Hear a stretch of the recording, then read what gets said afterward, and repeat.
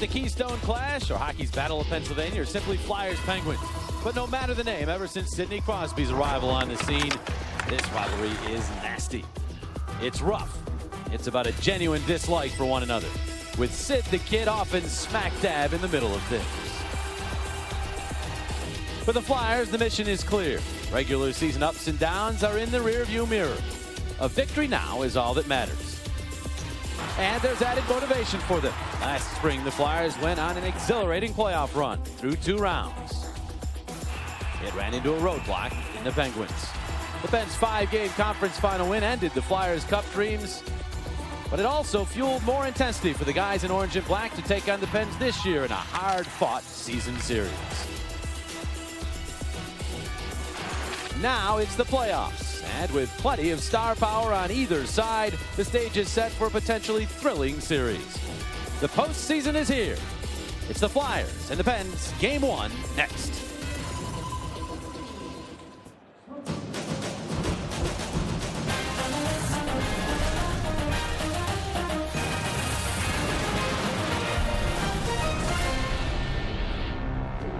Back to the scene of the crime for the Philadelphia Flyers, back to where their season ended last year. Mellon Arena here in Pittsburgh. A city that is pumped up about their Pens' chance to have Sidney Crosby lead the way to the promised land and to finish the job winning the Stanley Cup. Mike Richards and the Flyers, they have other ideas indeed. It's the latest installment of hockey's Battle of Pennsylvania, and this one is important. The Eastern Conference quarterfinal playoff series, Game 1, Flyers Penguins here at Mellon Arena.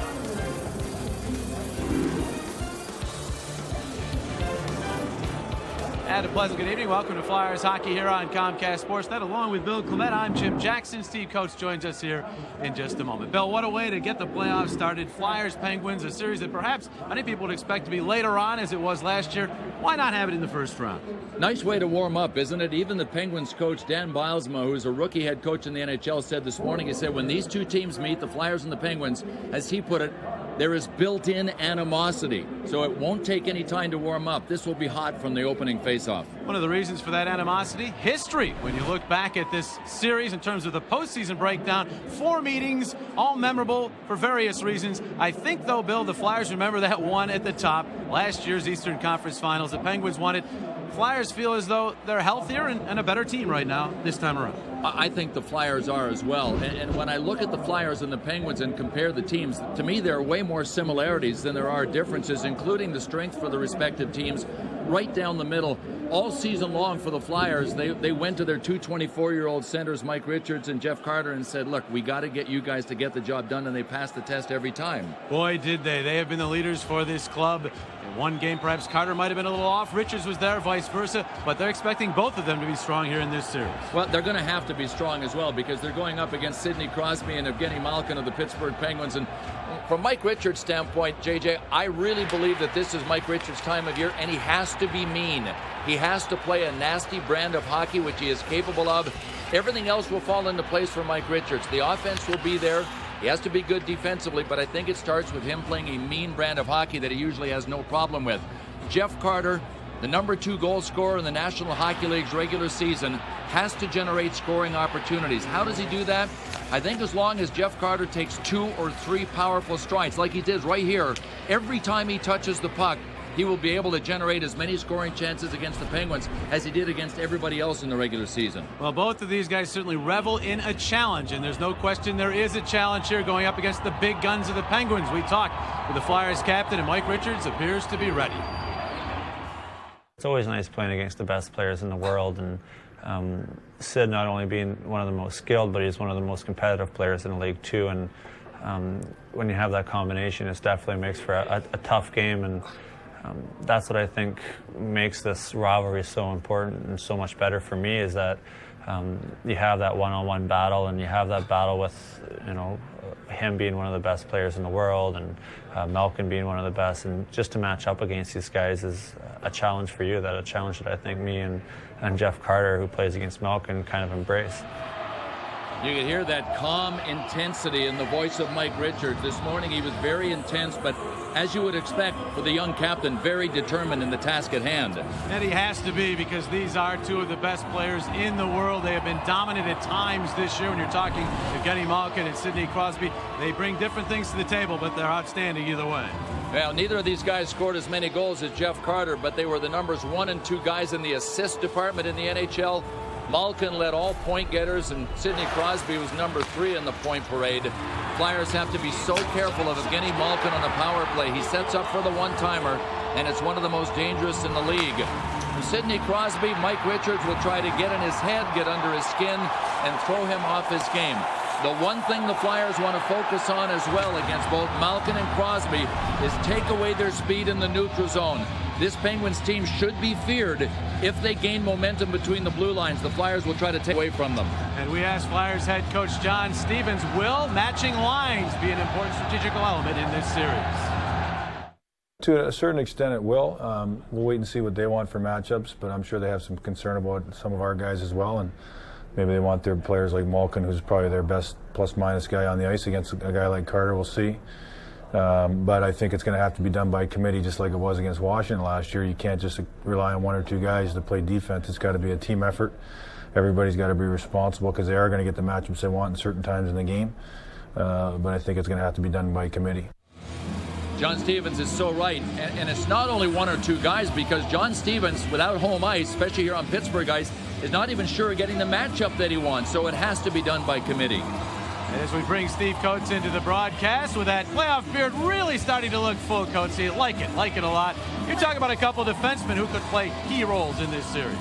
Well, you've got 2 guys that are the leaders on their team back on the blue line. They get all the ice time when we talk about Tiemann and Gonchar. Tiemann is having an opportunity maybe a little bit of a redemption, not having the opportunity of playing against the Penguins last year because of that freak injury. Gonchar only played 25 games this year. Look at the numbers for Tiemann. 26 power play assists, second in the National Hockey League. He was the best player back on the blue line for the Philadelphia Flyers, won the Barry Ashby. For Gonchar, he is unbelievable offensively. 50% of his goals come on the power play. And I think the big key to him is the Flyers have got to take the body on him. For Tiemann, he's not the biggest guy in the world, but he plays the game smart at both ends of the ice. He's a key at the point in the power play, and in his own zone, he's just so smart. And that's what it's all about as far as ice time. And because he gets a lot of ice time, we had the opportunity to talk to him about how much ice time he's going to get. I do. I feel like when I play a lot, I play my best. And obviously sometimes you get a little tired, but I let them know then when I'm a little tired. But you know, it's a playoff hockey now, and that's why you play 82 games. That's why you work out during the summer. That now it's the time to play, and if I get play a lot, I like it. Jimmy, I don't think you're going to have to worry about this guy's going to be on the ice an awful lot. I don't think he'll turn down the ice time, that's for sure. Penguins Flyers, playoffs set to begin. A raucous atmosphere here in Pittsburgh. Stanley Cup playoffs on Comcast Sportsnet are brought to you by Wachovia, the official financial services partner of the Philadelphia Flyers. By Toyota, a smart way to keep moving forward. And by Budweiser, reach for the perfect balance of flavor and refreshment. Budweiser, the great American lager. Flyers season ended here at Mellon Arena last May. Some felt cheated because the Flyers played the bulk of that series without their 2 best defensemen. Akimo Tiemann and Braden Coburn are back, and so is Simone Gagne. You throw in Claude Giroux, and you have 4 assets the Flyers did not have in last year's Eastern Conference Final. We'll see if it has impact as the playoffs get underway after these messages.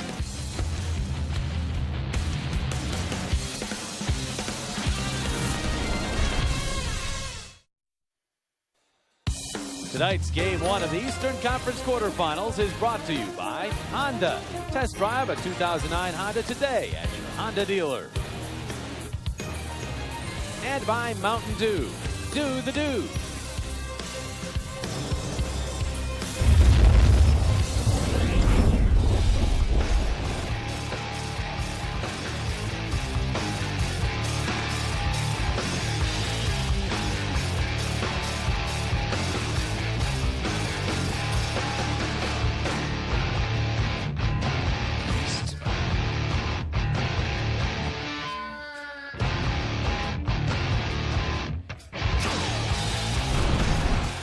16 teams remain in the hunt for Lord Stanley's Cup. The best tournament in all of sports begins here tonight with a great matchup. The Flyers and the Penguins here from Mellon Arena. This place is rocking. We'll take a look at our Southwest starting goalies. The numbers on the regular season very similar for Martin Biron of the Flyers and Marc-Andre Fleury of the Penguins. By the time this series ends, these guys, one of them at least, will be a key factor in the outcome. Ready to go. The Flyers in the road whites, home blacks for the Penguins. And this Eastern Conference quarterfinal series has started. Evo Timonen to Ryan Parent back in the lineup after missing a couple late in the year with a groin injury. Says he feels fine. As you look at the Flyer line combinations and followed by the defense pairs at the bottom of your screen. Sidney Crosby along for Chris Kunitz. He's upended. Quick shot by Richards, and that sailed high and wide off the stick. Double to it in the corner for Richards. Centered it. Goes all the way back out to Matt Carl. Carl. Gagne, turned around shot blocked by Crosby. Couldn't get it out of the zone. Kept in. Gagne for Richards. Batted up in the air by Orpik. And now it's Kunitz, the former Duck, moving up. Kunitz hit across the Philadelphia line with a wrist pass that's deflected away. And then Crosby finished with authority by Gagne. Head Carl to Richards. And he'll backhand in. By the way, it was Richards and Crosby that started head-to-head, and that was Pittsburgh's choice. The Flyers had to declare first. Richards was starting, so Dan Bilesma matched Crosby against Richards. Now you see the Pittsburgh combinations as the Flyers move in, but they say the play is offside. Mike Hasenfratz, Don Van Massenhoven, the referees of this game, Steve Miller, Mark Chuchik, the linesman. Built-in animosity. That's how Dan Bilesma, the head coach of the Pittsburgh Penguins, described how this series was shaping up. Much different team under Bilesma than under Michael Terry, and the Penguins now are aggressive. They come at you. They try to use their skating. It's always in overdrive. It's never in reverse for the Penguins. Teams each finished with 99 points. Their goal differential is just one goal off. Very even if you look at the season numbers. Season series, the Penguins won 4 times, the Flyers twice, but 2 of those Pittsburgh wins came in extra sessions, 1 in overtime and 1 in this shootout. Former Flyer Ruslan Fedotenko moving up, double clutch, stand on the shot, then centered it out in front. Alberts is there, tipping to Jeff Carter, and he starts the Flyers back the other way. He's second in the NHL in goal scoring. With a shot in on Fleury, he steered it away, but Carter follows it up. Carter centering for Hartnell. Hartnell checked, wrapped up, stumbles. And Hal Gill picks up the puck, and the big defenseman will flip it through center ice. Quick change for the Flyers. Claude Giroux's line was out there against Malkin. That changed. Hartnell's shot, save Fleury, big rebound, batted away from Carl by Stahl. And Tyler Kennedy with a pass that went off of Mark Eaton to the Philadelphia line. Matt Cook pokes it deep into the zone. Cook then tried to center. That hits Biron at the side of the net, and he'll pin it right there. And we're going to face off in the Philadelphia zone. Give us a chance to check out our Chrysler keys to the game. Number 1 for the Flyers, they have to stay out of the penalty box if for no other reason to keep Mike Richards and Jeff Carter fresh if the game is close near the end. Crowd Marc-Andre Fleury, that will distract him, take his vision away. He was something good down the stretch. And own the neutral zone. That is the speed zone between the blue lines that the Penguins really need to feed their offense. They are a rush team. John Stevens could not mention that enough today of how dangerous this Pittsburgh team is on the rush. Jared Ross up from the Phantoms. Lucas Pisa is also available. He will not play as a healthy scratch.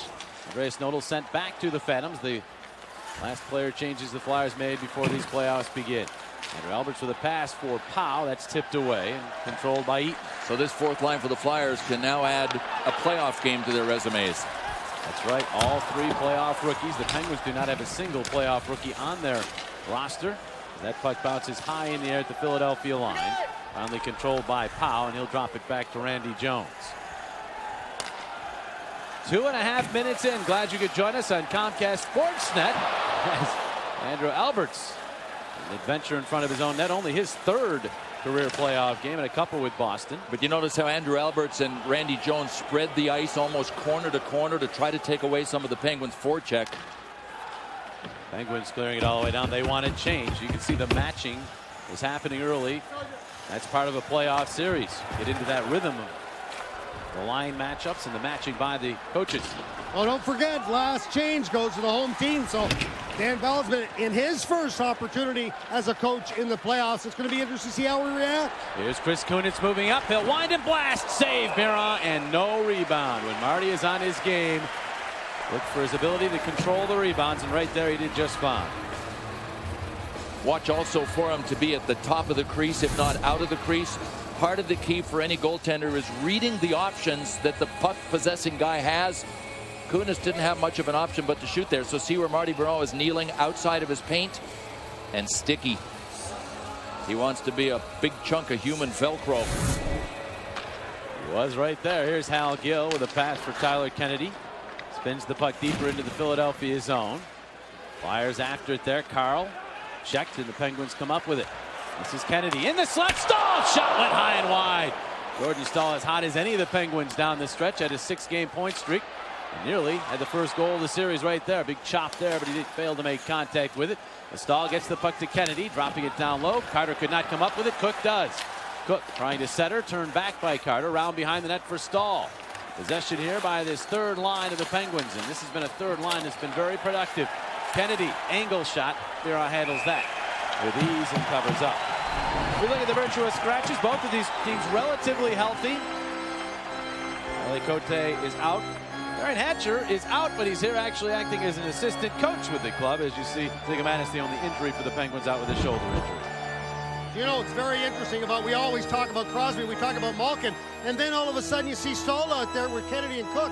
This line has been pretty good of late, and all it is Stahl being the big guy going to the net, and Kennedy and Cook, they just go pick up the pieces. So just follow the big guy around and you're going to be successful.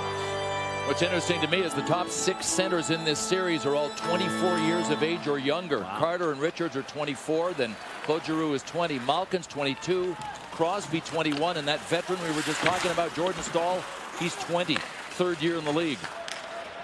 And those players are, for the most part, all signed up for long term with their respective teams. There's a turnover behind the net. The Penguins trying to get it in front. This time Fedotenko stopped right at the doorstep. What that says is, Bill, the future for this Battle of Pennsylvania is bright. This should remain a great rivalry for a long time. First penalty of the series coming up. As Don Van Massenhoven has spotted something from out in center ice, a hooking call, and the Penguins will get the first power play of the series. It's like Aaron Asham is making the lawn skate over from his right wing position to the penalty box. Number 45, minor penalty, hooking. Don Van Massenhoven was out in the neutral zone when he called it. Ruslan Fedotenko was trying for a little counterattack. Was that it?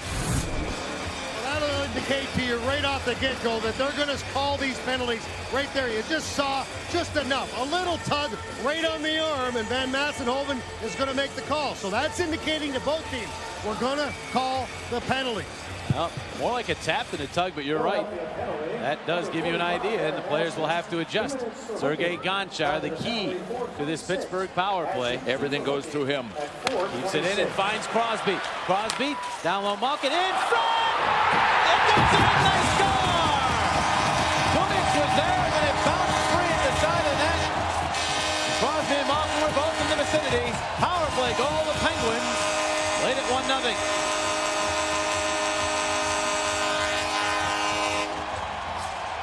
Well, we said everything starts with Sergei Gonchar. Once he dished to Sidney Crosby, Crosby took 3 or 4 strong strides to the net right here. Crosby came right at the net. When Malkin saw him coming, he backed away, and it was a broken play that ended up bouncing right back to Crosby.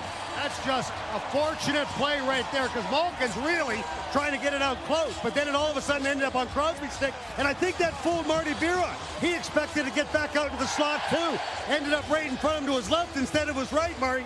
Never recovered from it, Bill. You know, Coach, I think he was probably hoping for a little more support in front as well. They may be checking this to make sure it wasn't kicked in.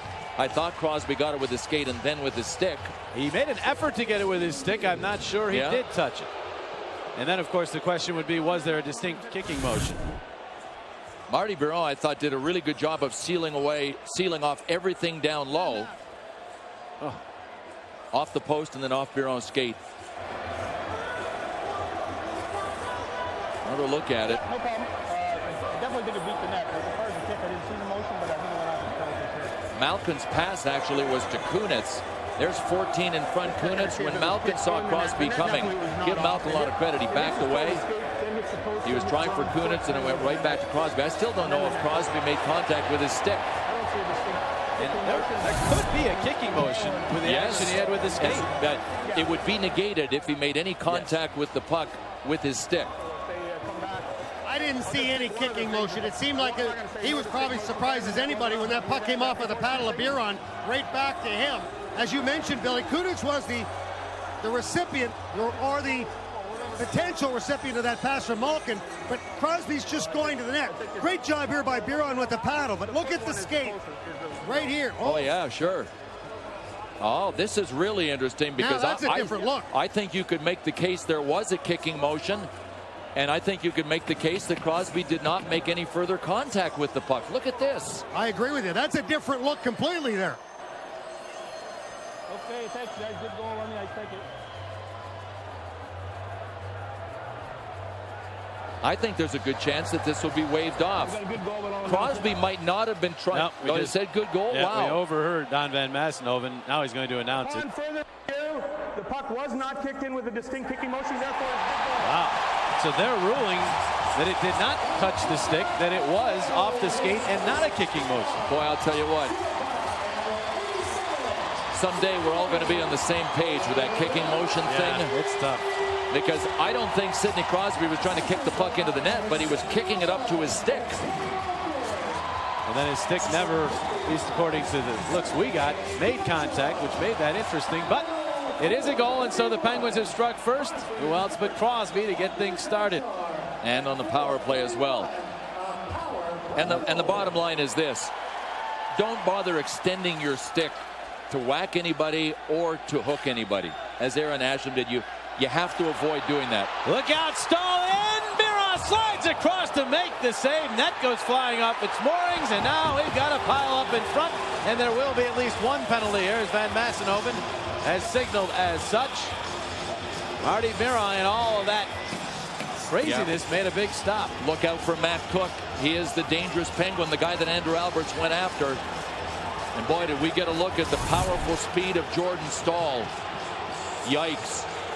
Boy, he found daylight. Marty Biron with a tremendous save. And then Matt Cook, I think, took a whack at Marty Biron after the play. Watch Randy Jones, though, slip off to the left here. Hit the post. I was watching Randy Jones. He looked like he fell off a motorcycle going about 40 miles an hour. I think the penalty will be on what you saw Stahl complaining about. He only had half his stick at the end of the play. It was slashed.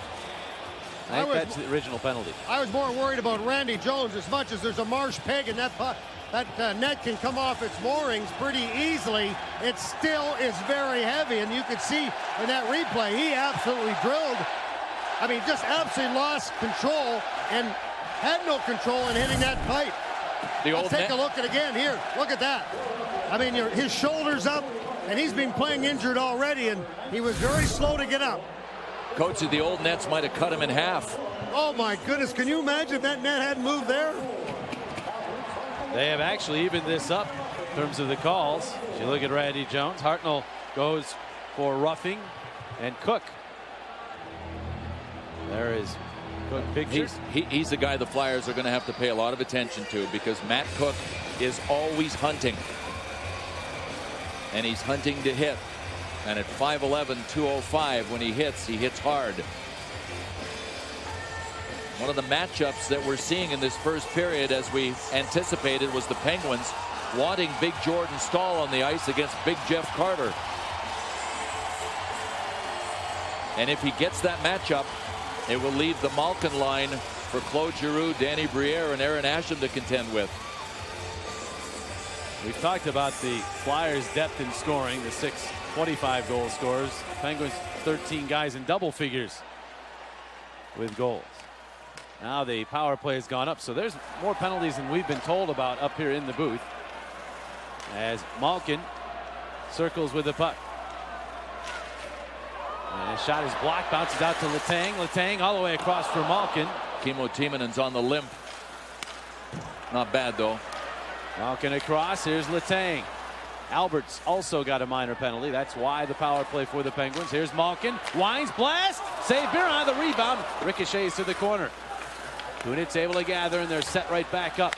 Malkin to Crosby in front through Kunitz. Back for Letang. Could not handle cleanly. Puck bouncing a lot, or is it my imagination? Seems like it is. I talked to a couple of the players. Penguins side thought the ice was fine this morning for the skate, but There again, it bounces and could not be kept in by Gonchar. I'm actually surprised that it is bouncing an awful lot, but looking at it at this level, the ice is real good, real fast. Might be the pucks. They got to do their share. Puck floating over the head of Biron back behind the net. There it is there, wrapped up by Guerin, but that is not called. Right in front of the same guy who called that tap foul on Asham earlier, Don Van Massenhoven, but he said that was okay, and the puck cleared all the way down. 43 seconds remain in the power play. There are the numbers, and you see 20th for the Penguins power play. That's largely because they struggled early, but when Sergei Gonchar got back in, the percentage went up rapidly. Ryan Parrott here, and he'll backhand it all the way down. Yeah, we shouldn't be fooled by that 20th rank for the Penguins. One area of concern the Penguins do have, they gave up 13 shorthanded goals, and of course the Flyers scored 16 of them. And looking to move here is Giroux as he knocked down a dump in, but he was stopped by Orpik. Brooks Orpik will get to Jordan Staal. Final 6 seconds of this Pittsburgh power play. Sikora in, drops it off Staal. Set across. Here's Orpik with the blast. Blocked out high. Staal after it. Bodied by Giroux. Good work against a much larger man. And the Flyers move up. Hartnell out of the box. Turning with it. Hartnell finding Knuble. Knuble holds. Takes the shot. And Fleury. Very, very solid right there. Makes the save. Briere will get to a loose puck though. Fry's shot goes off Eaton's stick back toward Danny. He'll turn it down low for Hartnell. Ridden by Orpik. Scotty Hartnell getting away from him. Back to the point. Parent. Parent, a wrister, deflects off Staal to the corner. Gotten back by Lupul. He'll try to get the puck back into the corner. Bounces out to the point instead. Hartnell across. One-timer. Parent goes wide. Now Lupul backhanding it. Flyers get some pressure here, but then Briere had trouble handling it off the board. Sikora trying to clear. Good work by Carl initially to keep it in, but now it's moved ahead by Craig Adams. Another of the pickups by the Penguins near the trade deadline.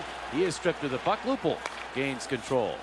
So we hit the 8-minute mark of this first period. Penguins had the lead on a Sidney Crosby power play goal. Here's Jared Ross moving up, backhands. That's cut off by Gill. Ross could probably skate between Gill's legs. And the difference in size with those two guys is Adams moves the puck up. Here's Talbot with speed. A wrister bounces off of Biron and went to the corner. Shaky save there from Marty. Now the Penguins buzzing, get it in front. Dupuis tipped one wide. Ross to it, ahead. Asham tips, Coburn skates it up. Braden Coburn moving through center ice. Coburn checked, he's able to one-hand it into the corner. Carcillo stopped in front of a check attempt from Gill, goes back after him now and leans into him in the corner. As Rob Scuderi moves it ahead. Dupuis to Kennedy. Kennedy with a shot that goes wide. Bounces out to Talbot. Talbot around behind. Coburn cuts it off. Turns with it.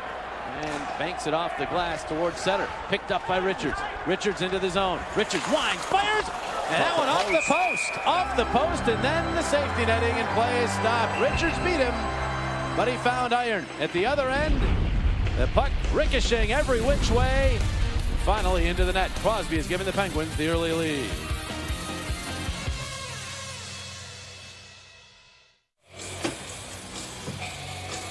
Well, Mike Richards is going to come up with the best chance for the Philadelphia Flyers so far as the Flyers trail the Penguins 1-0. Now he's going to come down the off wing. And when he takes the shot, now watch the puck roll right at the last second. Does it touch Orpik? Don't think so. But boy, I'll tell you what, it was cooking. And it was moving so quickly. Now it did hit on that replay. You can see it hit Orpik's stick, then hit the crossbar. Fleury was not prepared. That would have gone right over his shoulder in the net. A lot of times you can go by the reaction of the goalie there, and Fleury barely moved, and that thing took off, and that's when you think maybe deflection. Replay bears that out. Here's Crosby moving up, drop pass for Guerin. He blasted it off a leg wide. There's that Penguins team on the rush again. Even a 2-on-2, 3-on-3 situation where it's even, they're dangerous. That's why John Stevens said this morning they want to try to outnumber the Penguins in the offense in the neutral zone. The Penguins are coming with 3. The Flyers are hoping to have 4 guys back. Ryan Parent crashed into. Puck comes free. Guerin shot. And the save by Biron. Never did get control. Quick whistle helps the Flyers there. As that puck was bouncing every which way. And I think eventually Artie Biron trying to stop it behind him, pushed it back out in front of him. We talked about the Penguins on the forecheck. They had 2 guys in the corner and Billy Guerin out between the hash marks. Back. There's where you need a little help right there, Billy and Jimmy. As you can see, that puck was rolling a little bit. Simone Gagne says, let me just check in behind Marty here. Oh, there's the puck. I'll just put it up underneath his pad. Except it went out the other side into the slot, but play thankfully for the Flyers had been blown dead at that point. Was that a reverse 5-hole? That's right. That's what I think it was, yeah. There's a point shot by Chris Letang. Ricochets to Matt Cook. And down low for Kennedy, looking for Stahl, broken up by Carl. Stahl pokes it free, and he gets to it. Wraparound try, goes back out in front. Cook check, couldn't get a shot off. Carl wanted a penalty, they won't get it. Quick shot, save, Miron through traffic again, and he couldn't control the rebound. And the Stahl line is looking dominant. I think it might have hit him in the mask. Matt Cook got a piece of it and deflected it. That will make it hard to control, that's for sure. Most times. Letang hammered on the check by Giroux, who's been physical here early on. His very first playoff game. Talked to him yesterday. He could not wait. Well, he was the MVP in the playoffs in the Quebec League last year in junior hockey. Yes, it's a little more intense and it's a little different, but that tells you that Claude Giroux loves the big stage. Scotty Hartnell cutting to the middle, dropping the puck off for Giroux on the backhand. Tried to center. Pens had that closed off. Back out it goes. Albert shot blocked. Across ice it goes. Shot Jones. Fleury. The save wasn't quite sure where it was. But he has got it. And then we get the obligatory pushing and shoving. We're getting a good listen to Don Van Massenhoven through his mic as he broke that up. Well, when you get the rematch of last year's conference finals and you know that the two teams don't like each other to begin with, you know that there's going to be some physical play. Scotty Hartnell's going to be involved. The defense has done a great job. A lot of great hits at both ends of the ice. Right there, that was just Randy Jones out of control. Matt Cook, pay attention to him, as Billy had talked about. He does a lot of things late. So you've really got to keep your head up with this guy on the ice. Third among active players in hits, Matt Cook. He is active with a physical game. Rob Scuderi with an outlet pass for Cook. He could not hang on. Carter dances around one and finds Carl. Matt Carl with a pass attempt to deflect into the slot. Loophole nearly able to drag that along for a shot attempt. And back goes Jordan Stahl, who has really been impressive here through the first half, a period of play. They center it in front. Cook jams away. He got a shot off. Miron held the post. Back to Gill. He didn't get much on that shot. Flyers look to move back. Down behind the play is Cook. Flyers move up. Here's Carter with a shot. Save. Fleury got just enough of it. Back out in front. Both Hartnell and Lupul looking for it. Hartnell got a shot off. Blocked in front by Tyler Kennedy. Cook staying on the ice. He was doubled up as he made his way back to the defensive zone, but he is staying in play. Look out, though. Yeah, he's not happy. Makes a run at Alberts there. He got drilled by Matt Carl. He's bleeding from the mouth. That's why he didn't get back up. If he could take a shot of that. But that was a great shot by Carter. Actually went right through the legs, hit the inside of the pad, and then went off the back wall. Great shot there. Yanni Malkin with the pass, and he's got Ruslan Fedotenko 1-on-3. He'll take the shot. Pad save. The rebound all the way out to Fedotenko. He hits the referee. Tried to dump it around. Kimmo Timonen. They've seen somewhat limited ice time here in the first after blocking a shot early on. He's run at by Malkin there, and the Flyers clear the zone. Kimmo's still limping. Gonchar. Get it as far as Malkin squeezes through him, and Timonen will play it across to Parent. Ryan Parent, a quick pass to Mike Richards. The Flyers captain gains the red line and bounces it to the left of Fleury. Knuble after taken down by Orpik. Penalty. Flyers will get their first power play of the series. No touch for the Penguins quite yet. They say Gagne in front of Knuble. Save Fleury. And then Orpik does play it a second time and gets the whistle. Crowd doesn't like the call. Flyers are happy with it as they will get a power play. Mike Knuble getting the job done down low. The Flyers coming with a big forecheck. Yep, that's interference. Well, what they're saying is that, look, the puck's way in the corner. So Knuble's moving in. Now Orpik, when he found out he got the penalty, he chased the referee all the way to the penalty box. He was hot. Talbot's still talking to the referee about it, saying, well, that shouldn't have been interference because the puck was close enough. Obviously, they're still upset about no call with Matt Cook. As you can see that he did get drilled right in the mouth and the nose area. I mean, he doesn't play with those white things sticking out of his nostrils all the time. Not cigarettes. Walrus impression. No, he got a high lick from Matt Carl. So we have seen blood. We'll see more of it in these playoffs. Yes, we will. You saw the numbers. Good units both ways. 8th best penalty killing unit and a 6th best power play. Flyers were 7 for 28 against the Penguins in the regular season with the power play, so they did some damage. As Carter tried to get that puck back to Carl. Carter, Lupul, Hartnell up front. Here's Carter from the angle.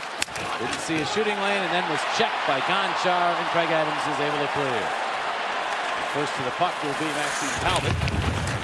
Carl introduces himself to Talbot, and the Flyers move back. Coburn to Carter, right wing dish, Lupul back to Carter. Quick shot was tipped, dribbles in on Fleury, and then he gets a snow shower from Joffrey Lupul, and the Penguins don't like that very much.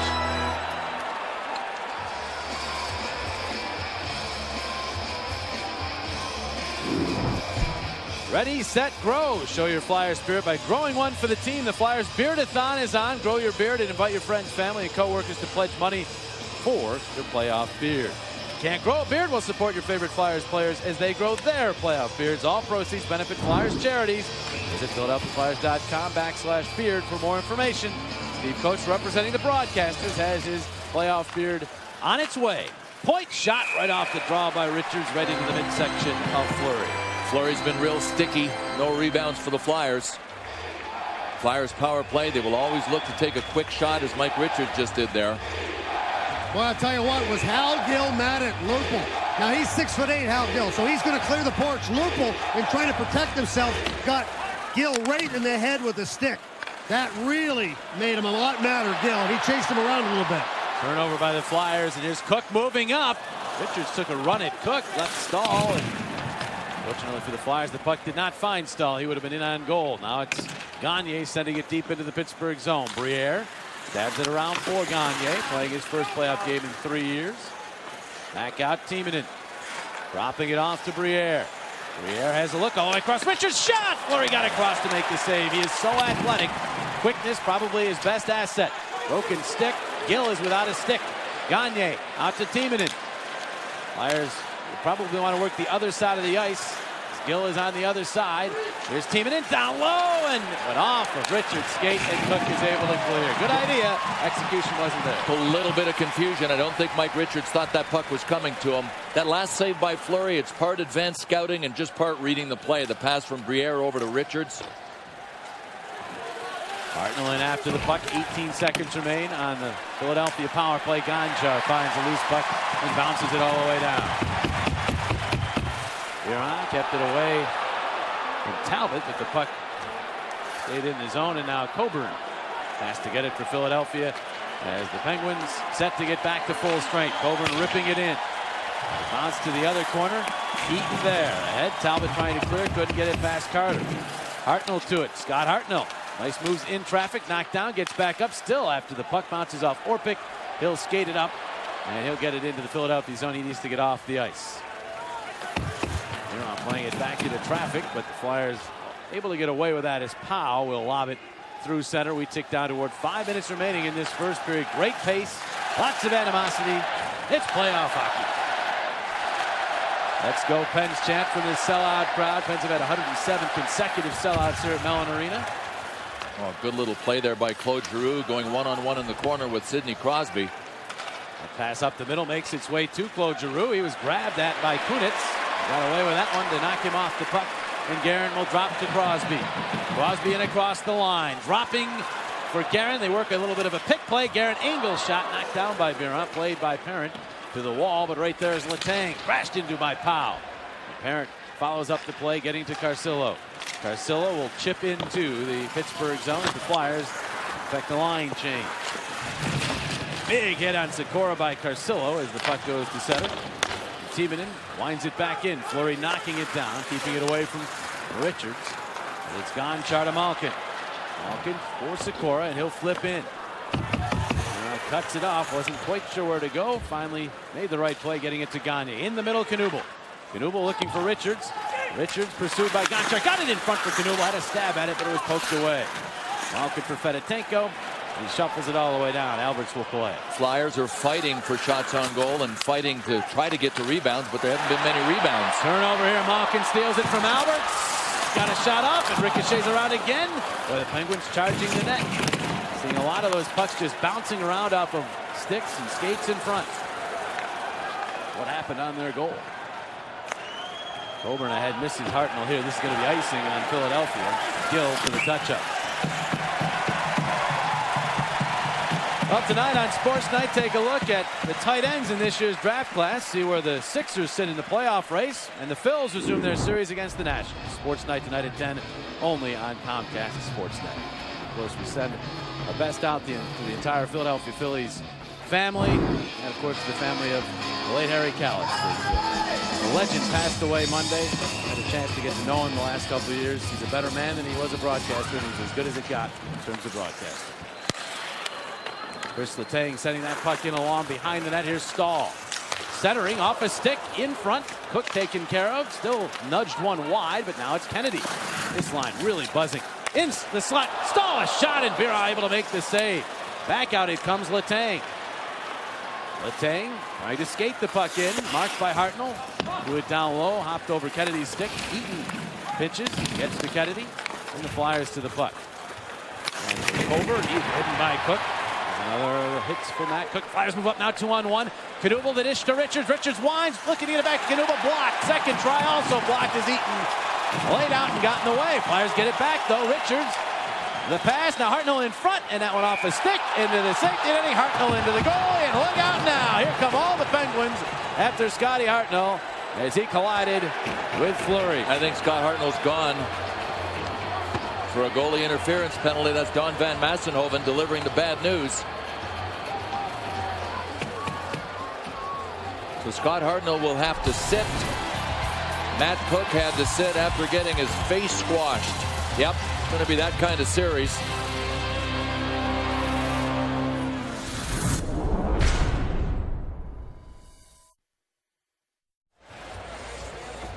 We see Scotty Hartnell in the penalty box. He's going to pick up a goaltender interference call. Now watch, he's going to go right through the goal crease area, and bang, he's going to drill Fleury right into the crossbar, and his momentum will throw him right into the corner with a little help from Letang, and runs right into Van Massenhoven, who tried to get his arm up in the air.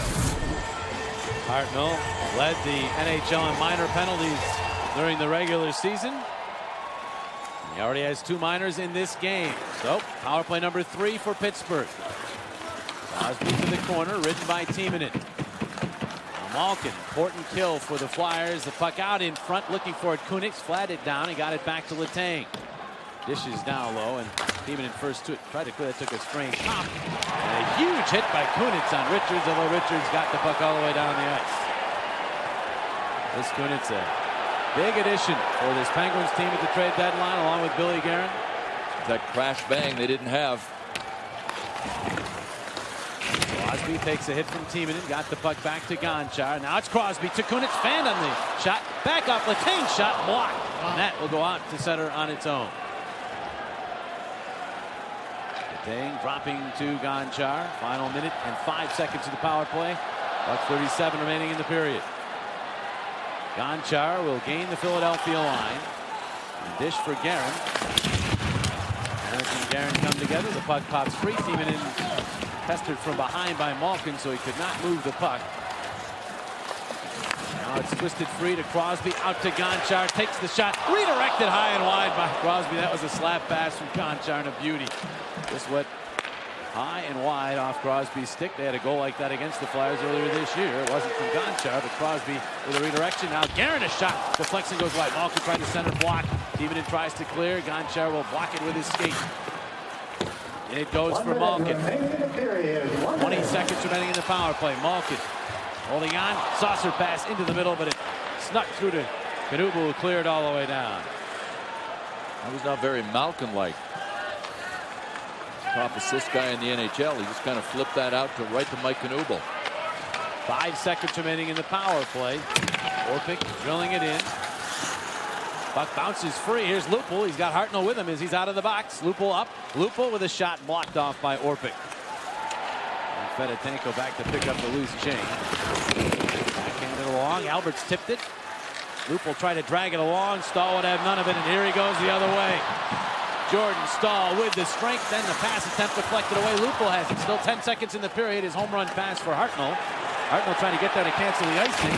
He'll take the hit to do just that. Get the puck right to center as he's decked again, and the puck deflects to the boards. And the period ends with some hitting. What else? Mike Richards comes flying in. A heck of a first period in terms of the physical play. And 20 minutes in the books, the Penguins have a 1-0 lead. Sidney Crosby, a dirty but good goal, the only tally of period number 1. Today's first period was brought to you by McDonald's. I'm loving it. And by Geico. Visit geico.com.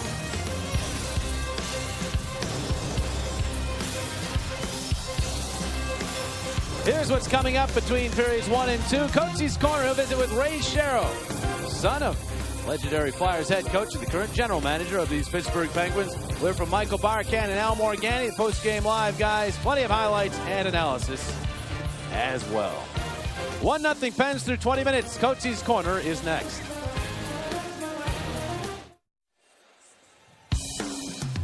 Tonight's second period from Mellon Arena is brought to you by Dodge. Live strong, live bold, live now. Dodge, grab life. And by Virtua, the specialist in top dots.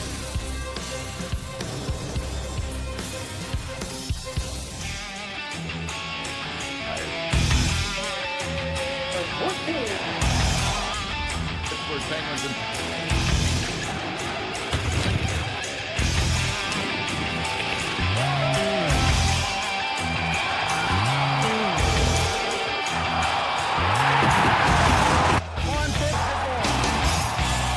plenty of playoff intensity in period number 1. There's your Dodge summary. Just the one goal. Crosby, his first from Malkin and Gonchar. The ruling, we have been told by the league, he did get his stick out of it before it went across the line.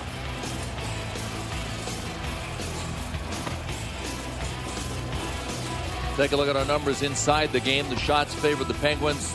For that matter, the entire first period favored the Penguins, except for the hitting department where the Flyers had 15 to the Penguins 10. But very often when you're leading in the hitting department, it's an indication that a lot of the period was played in your end. That was the case. Territorial play belonged to the Penguins. The Flyers have a chance to regroup, only down 1 here going to the second. Only goal scorer Sidney Crosby. 10 playoff goals for Sidney.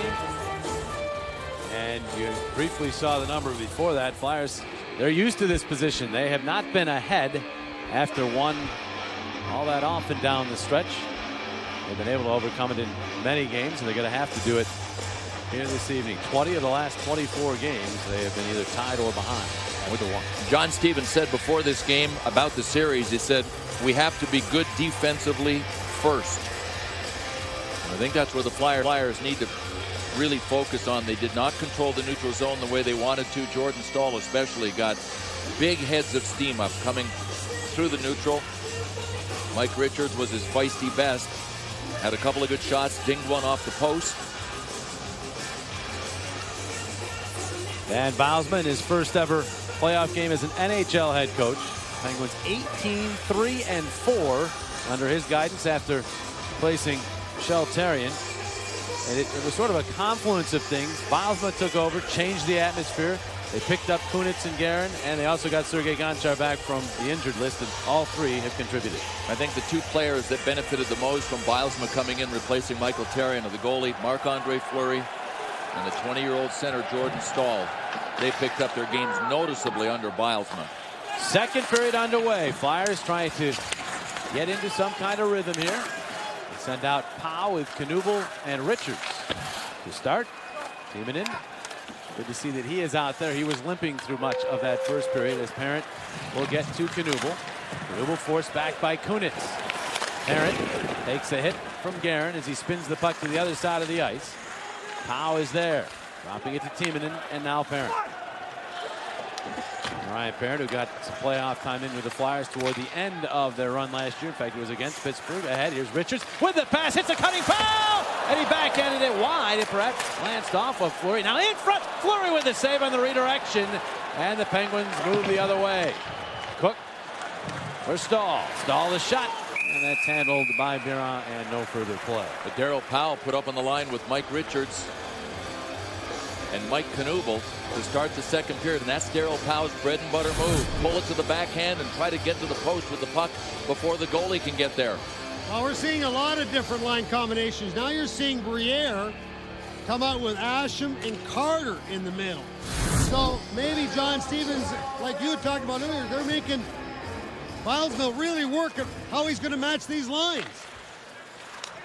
Well, that's part of the intrigue of a playoff series, the chess match that goes on and the adjustments that have to be made many times after game one. But John Stevens is not waiting, making his adjustments early on in game one. Turnover here, though, by the Flyers. Flyers trying to get back, at a good play by Carl to break up the Penguins rush. And now the other way, Briere. He's got Giroux with him. Briere trying to get that in front, but Gill snuffed it out. And the veteran defenseman will move it ahead for Cook. Cook takes a hit from Asham, who also got the puck. It bounces back toward Coburn. And he was checked, and it's a 3-on-1 for the Penguins. Kennedy with the puck. Kennedy holds, shot, score! Patience from Tyler Kennedy. And he has his first career playoff goal in style. It's 2-0 Penguins.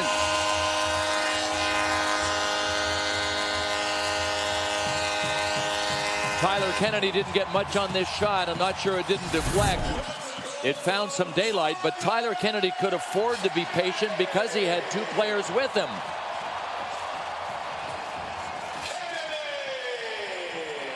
This may have hit Matt Carl.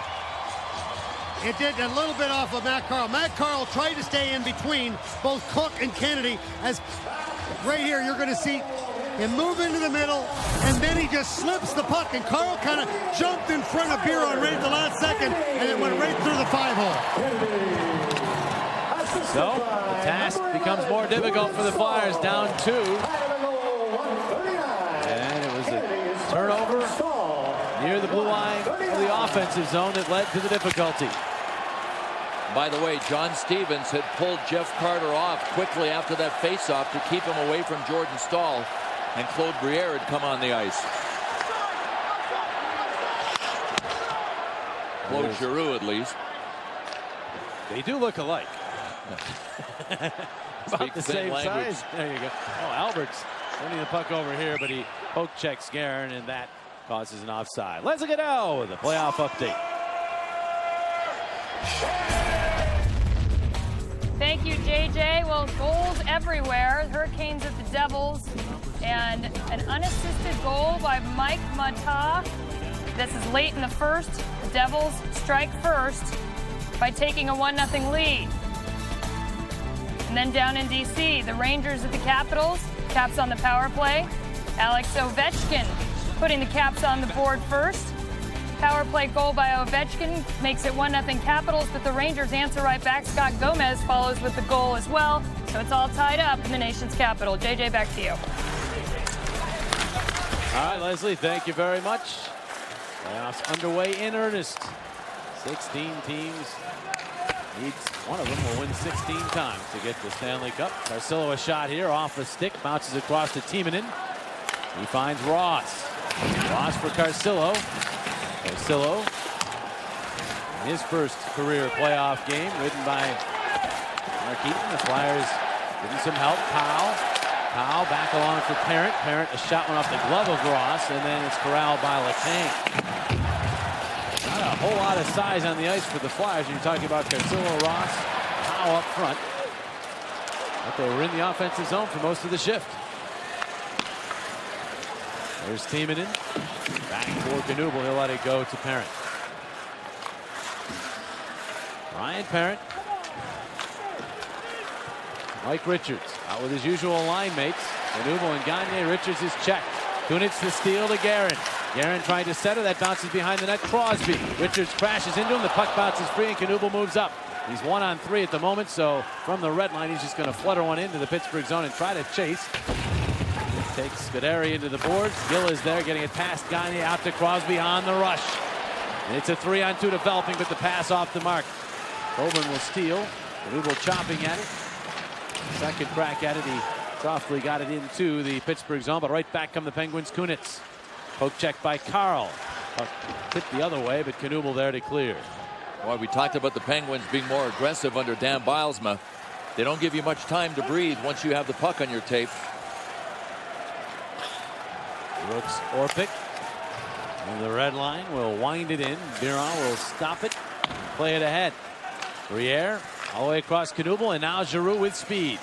Gathers the puck, cuts in, holds, waits for some help. Stahl gets to him. Giroux still controls. Send an aerial across. Briere to it. Back in front. Giroux knocked down. The net off its moorings. No penalty. Oh, Giroux with a scoring chance got knocked down, but Don Van Massenhoven and Mike Hasenfratz say all's cool. Well, Giroux can't understand why. Speaking of cool, that's the play that Giroux made. Gosh, he had two Penguins on his back as he went into the corner. He was able to spin back. Watch him here, no problem. He had two Penguins to deal with, and he fluttered one through the high slot. See what happens to him. Yeah, it sure looked like he was getting at least torqued by Sergei Gonchar from behind. Marc-Andre Fleury got a piece of him too after the play was over. A little blocker to the face. That has to feel great. Not so much. Penguins move the puck out to the red line, and Randy Jones is right there. Across to Andrew Alberts. Briere playing without a helmet. And Malkin stepping away from it. Check reaching for that puck, but the Flyers swarm upon him. And now a penalty's called. Mike Hasenfratz says that is tripping. Claude Giroux wonders where that call was at the other end of the ice. It's Alberts who goes to the box, and a fourth power play for the Penguins already. Well, Malkin's so tough. He's a big man. But right here, he's just going to get to the blue line. Now right here, Alberts gets the stick right up in to the belly. That's where you cause your problem. They're going to call it tripping. That could be called hooking too. But the sad news is the Flyers once again have to kill off a penalty. The one thing they can't let happen in this series, and it's not just because the Penguins' power play is potent, because if you're in a close game near the end of regulation or even in overtime, Mike Richards and Jeff Carter both kill a lot of penalties. Sidney Crosby and Evgeny Malkin do not. Talk about fuel. Yeah, talk about fuel in the tank. Do the math right there. Wear and tear. Gagne and Richards out up front to start the penalty kill. Here is Letang. Dishes to Crosby. His pass off of Tiemann across to Malkin. Evgeny Malkin. The pass Tiemann in good read. Tipped it away, but then Malkin gets it back with help from Crosby. Crosby jabbing it along the boards. Racing over after it. Gagne turns and clears, but Gonchar deftly knocking that one down. He's already had 3 or 4 great knockdowns, most of them at the line, of course. This one in center, but it still saved the Penguins a lot of time, and here they come, right back to work. Crosby. Letang, he could not keep it in the zone. One thing about this power play for the Penguins, and Billy Beach has mentioned it many times about how important Gonchar is. He'll go up and down the blue line, the full width of the ice, 85 feet, usually the full blue line. Doesn't matter, left side, right side, he's all over the place.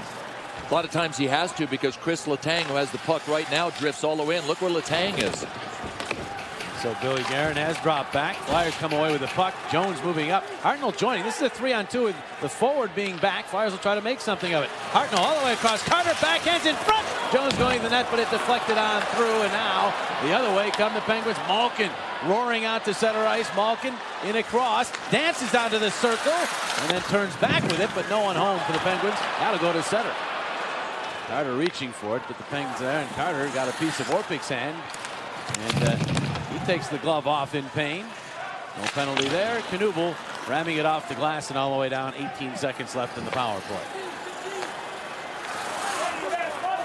We're almost 7 minutes into the second period. Flyers still looking for the first shot on goal of the period. Here is Knuble.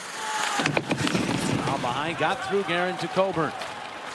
Coburn turned back by Guerin. Now we'll try the other side and find Knuble. Fires back to full strength. Knuble moves in, gives to Giroux. Giroux a quick shot, deflects. Knuble could not come up with it. Eaton does. And ahead it goes to Stahl. Jordan Stahl making the inside-outside move. Carl trying to stay with him. Stahl fights it off, centered it, and Sikora whiffed. What a setup by Stahl. Big hit now as Craig Adams barrels into Knuble. Now Stahl will ram Knuble. And now it's Adams on Carl, and the hits keep coming for the Penguins, and they're working that puck free as well. Stahl in the corner, back out. Scuderi. Or Adams, the shot in the slot went up, a skate save, Biron. Stahl reaching for the second rebound, couldn't get it. Biron had to be good to make the first save. And good coverage by Danny Briere down low, helping Biron out. Well, the Penguins nearly make it 3-0. Now the Flyers get the puck into the Pittsburgh zone. Giroux and Briere in the corner doing the work. Puck bounces out in the slot. Lupul there. But the Penguins move it ahead, and out to center it goes. Crowd fully involved in this one. Why wouldn't they be?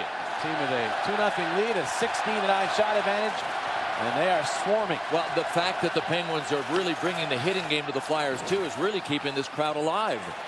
Kennedy with a steal. The Flyers cough it up in their zone. Miron will try the other side. He's got Carcillo. Carcillo is rammed into by Gonchar. That puck deflects down into the Pittsburgh zone. Gonchar didn't get all of them there. More of a glancing blow. Carcillo. A hit on Orpik. The puck ahead off of Talbot into the Philadelphia zone. Dan Carcillo has to be thankful that wasn't Brooks Orpik coming at him. Andy Jones trying to step out from behind his own net. Got it to Lupul. Cook stuck the leg out a little on Lupul. Not a lot of contact as that puck rolled free. Here's Crosby with speed in across the Philadelphia line. Inside, outside. Albert's got a piece of him. Crosby with a pass behind the net for Cook. Orpik back for Cook. Instead it'll be Crosby. Makes the maneuver out of the corner. It's it back for Orpik, and now across ice. Gonchar shot one off a stick wide. Caught the safety netting. No one saw it. And so play carries on. Asham to Powell. Powell gains the line. A wrist shot is blocked. They get to it on the other side and roll it behind the net so the Flyers can change. We approach the midpoint of regulation time. The crowd here at Mellon Arena very happy. This has gone exactly as the Penguins would have liked. They have a 2-0 lead, and they are playing well. Parrott ahead for Asham, and he gives to Richards. Richards swings wide, turns back. Got a cute little pass for Timonen. Penguins would have none of that. It's Fedotenko the other way. Fedotenko looking for Malkin. Richards gets a piece of him. Timonen to the puck. Timonen up the boards, knocked down by Sikora. He's in bumped by Richards, and the Flyers clear it down the ice. Well, they sat Goddard out, their tough guy. He was actually voted Players' Player this year, but they came back with Craig Adams. He was the one that started that whole flurry of body checks. Just an energy guy, great skater, and he's in the lineup for that very reason. He's also a guy that can kill penalties, so he gives them depth there, too. One of three former Stanley Cup winners the Penguins acquired at the deadline, along with Kunitz and Guerin. Foul back here, and icing is the call. Well, the Stanley Cup playoffs are on Versus. Don't miss a single second. Side with the Flyers. Side with the Flyers playing. Of course, check TV listings or Versus.com for full schedule. Best sports tournament around, the Stanley Cup playoffs. First round especially built. Everyone's fresh, ready to go. Usually produces some spectacular stuff. Well, you got great games every night to watch.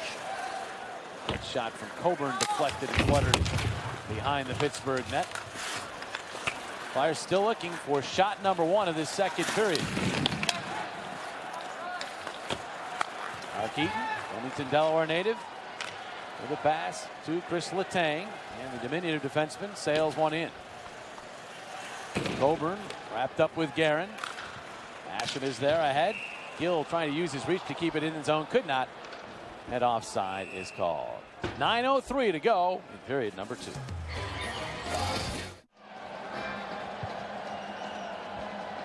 The Penguins lead the Philadelphia Flyers halfway through this hockey game. Plenty of time, and the Flyers are going to look for that scoring balance that they have looked to all year for their success. You've got 4 players with 30 goals or more and 6 players with 25 goals or more. So obviously, right there, they're the numbers. That pretty well tells you the tale that this team can't score goals. So we got a half a hockey game to go. Plenty of time to get those guys moving. First time since the 93-94 season an NHL team has had 6 25-goal scorers. First time the Flyers have ever done it. So it is balanced. The Penguins have balance of a different kind. 15 players in double figures in goals. More players, not quite as many goals.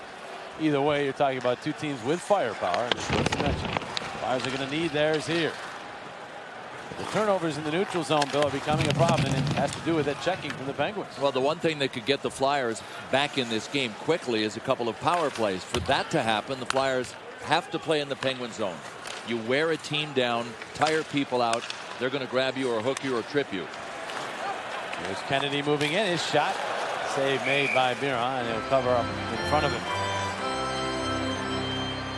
Well, this week's featured Comcast Business Class Company of the Week is Ramsey's Automotive Best in Car. Tonight's attendance, 17,132. A complete standing room only sellout. I'd have to stop by Ramsey's myself. Consecutive sellout. Issue with my automobiles. Thank you for attending. I hope they were listening. They'll have the red carpet hoist waiting for you. Oh yeah, I'll take that. A little conversation over by the Flyers benches. Keeping Francis over there. Keeping Braden Coburn off. Looked like John Stevens wanted to send him out. You know, Timonen sending that one ahead. Knuble waiting for it to get to him, and fortunately, as he did, Crosby also got there and takes it away. Pass across ice. Aaron reaching back, and they get to it. Kunitz bearing it on him, but Aaron changes direction to avoid the check, but then turned it over. Here's Orpik, a shot blocked by Richards. And Gagne to the carom, had trouble controlling his pass, gathered by Knuble, and now Richards. He'll wind and fire right into the shin pad of Orpik as he went to a knee to block the shot. 7:48 to go in the second. Penguins still leading by 2.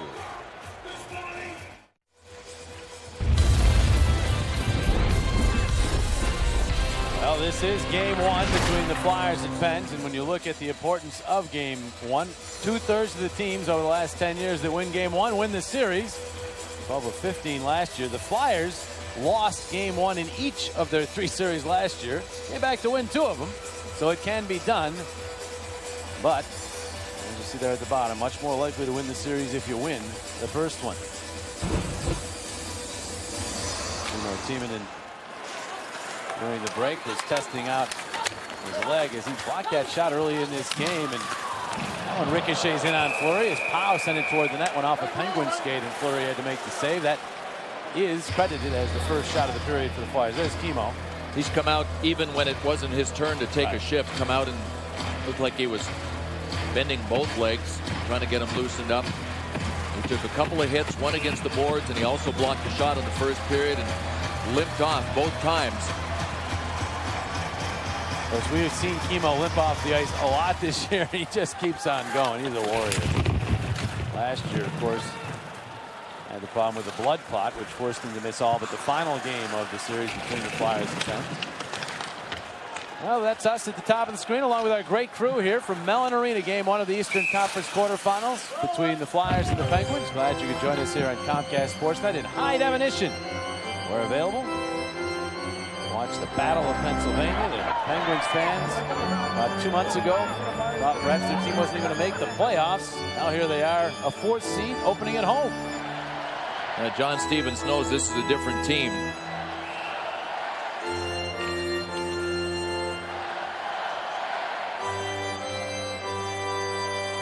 Flyers played the Penguins twice after the coaching change, but one of them was just 3 games after the change. Not much had taken effect.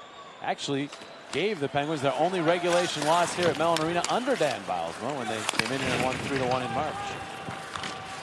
But the Penguins on the 18th of February were in 10th place in the Eastern Conference and were 6 points out of a playoff spot. End up in 4th. Dumped in here. This would be icing unless Richards can get to it. They say Gonchar got there first, and so it is icing. This off back to the Philadelphia zone. Mike Richards is still arguing this call. He thought he got to it first. That's a defensive period. Yeah, it's not bad, lads. I said, and I believe this, the Flyers need to start building their game plan with really tight team defense against the Pittsburgh Penguins and then wait for their opportunities.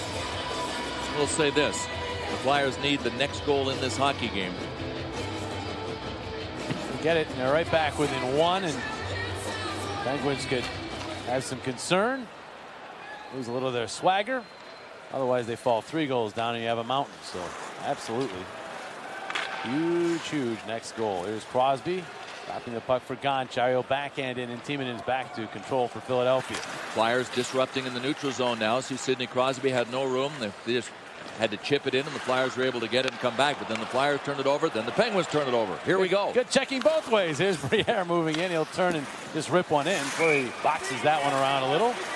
Able to corral, and then, of course, a whistle. Especially a whistle caused by a cover-up by a goalie, and you get pushing and shoving.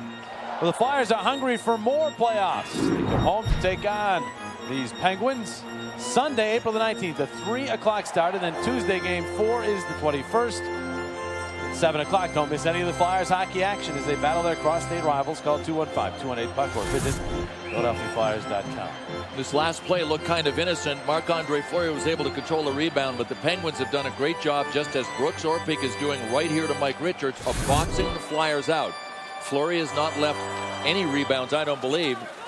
And if they do suddenly show up for the Flyers, the Orange and Black are still going to have to fight their way through what looks like a very determined group of Penguins defensemen to protect Fleury. Right now the Flyers trying to be determined in their own zone themselves and get the puck out to center, but it's Eaton. Finally stopped by Asham, who tosses it down the ice. Eaton goes back to get it. Former Flyer.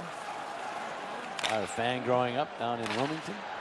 Here's the puck ahead, and Fedotenko will wind it into the Philadelphia zone. Carl worked on by Sikora. Knuble there, headmanning to Giroux. Giroux will bank it ahead, but right there is Letang. Letang run into by Asham as the puck goes deep into the Philadelphia zone for Coburn. To Carl, and now Knuble. His left wing feed for Asham. He's just going to swing the puck deep and chase, but Al Gill is right there. Bruin and Leaf got the puck ahead. It's kept in by Carter, but right to Gill. He'll move it ahead to Cook. Cook for Stahl. And Stahl will flip and chase, and there goes Kennedy looking for Stahl, but Alberts cuts it off. Good defensive play both ways, and Carter will move up. Jeff Carter with some room for a moment, and his shot blocked aside as that room dissipated in a hurry. It's found back by Lupo. His centering pass tipped away, and down the ice it goes. About halfway through the year, the Penguins were really struggling under Michel Therrien, so they came in and actually trapped. Didn't even pursue the puck, which is very unlike them because they got such firepower. This is exactly opposite. This is a swarming hockey team here tonight at both ends of the ice. Flyers have nowhere to go. And the Penguins have the skating ability to play this kind of style. And the depth to not get fatigued with it as Jones goes back. This will be icing, so the faceoff back into the Pittsburgh zone. Now is the time to reserve your 2009-2010 season tickets. Guarantee yourself playoff tickets for every game, and then enjoy some of the great season ticket holder benefits, including significant discounts from box office pricing. You can also meet your favorite players, have exclusive VIP experiences. Call 215-218-PUCK or visit PhiladelphiaFlyers.com. Can't wait to see the atmosphere back in Philadelphia when the series resumes Sunday afternoon. Flyers hoping to have at least one win under their belt. With the minimal split here in Pittsburgh. They're going to get their win here tonight. They've got to come from behind, and as Bill Clement said, start establishing some offensive zone time. But they've established a defensive play. This was a Penguins breakout, and look who's got the puck now. So the Flyers are settling down and starting to control the rush that the Penguins love to throw at them. So there he submarines Powell, getting the rise from the crowd. The puck out toward the slot. Coburn keeps it in. A wrist shot. Bounced wide. Got into. They tried to ram it in front of Carcillo, but it was blocked. And set out to center by Matt Cook. Coburn back to retrieve. Less than 4 minutes in the second period. Carcillo for Powell. Powell, wrist shot. Stick saved by Fleury. All the way out to Jared Ross. He took his eye up just to reach back, and then he does get a two-skid area to Carcillo. Carcillo tried to carry the puck off the wall. He's checked. Now Briere just from the bench. Briere tried to go across ice, but Parent punted out to center ice by Pascal Dupuis. Teeman in there. He rips one back in as the Flyers complete the change. That one lofted ahead to Dupuis. Dupuis in the middle. Now the shot by Craig Adams goes off the stick, bounces back out in front, and Adams with his speed and hustle kept it alive. Talbot bumped by Parent, but there's Craig Adams again. In the Stanley Cup with Carolina. Checked here though. Flyers get to it. Briere looking for Gagne. One off his stick. Gagne will follow Gonchar into the corner. Richards joins the scrum for the puck, but coming away with it is Talbot. He's checked. Gagne sweeping it to the other corner, but right there is Orpik. And Brooks Orpik. Throw it ahead and down into Philadelphia ice. Coburn back. And Carl will drop to Braden Coburn. Quickly moving period, just 2:35 remaining. Still a paucity of shots, too. 3 for the Penguins and 4 for the Flyers. Been a while for the Penguins now in terms of a shot on goal. There's Fleury. Back to Letang, and now ahead for Kunitz. He gets to Crosby. Crosby dropping it back. Guerin, quick shot, lances off there on wide. Boy, Guerin can fire the puck. Always has been able to do that. Here's Crosby muscling his way in front. Turns backhander, save Biron, and he's got it. Despite the fact that Guerin and Kunitz were in the neighborhood, Crosby denied. Flyers still within 2.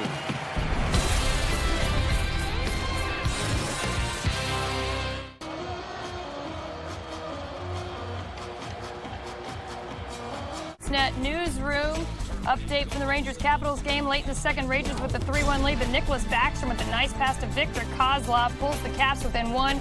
3 goals in the final 4 minutes of the second period. Exciting game down in D.C. Let's go back to Jim Jackson. All right, Leslie, thank you very much. 7-2 matchup. A lot of people give the Rangers a real shot in that one, including Mr. Bill Clement. Well, they have a chance to win. They're decided underdogs, but the one guy that has to be a star of the series for them to win can be, and that's Henrik Lundqvist. They've got better goaltending than Washington. Goaltending so important this time of the year. Lupa will backhand this one down the ice. They wave icing off. Gill leave it there for Scuderi. Final 2 minutes of this second stanza. And the Penguins misfiring on a pass. This will be icing. Carl back for the touch-up. Well, after the game, Michael Barkan, Al Morganti, Coetzee break down Game 1 versus the Penguins. Plus John Vorik is in Pittsburgh with player reactions on Dodge Presents Flyers post-game live only on Comcast Sportsnet.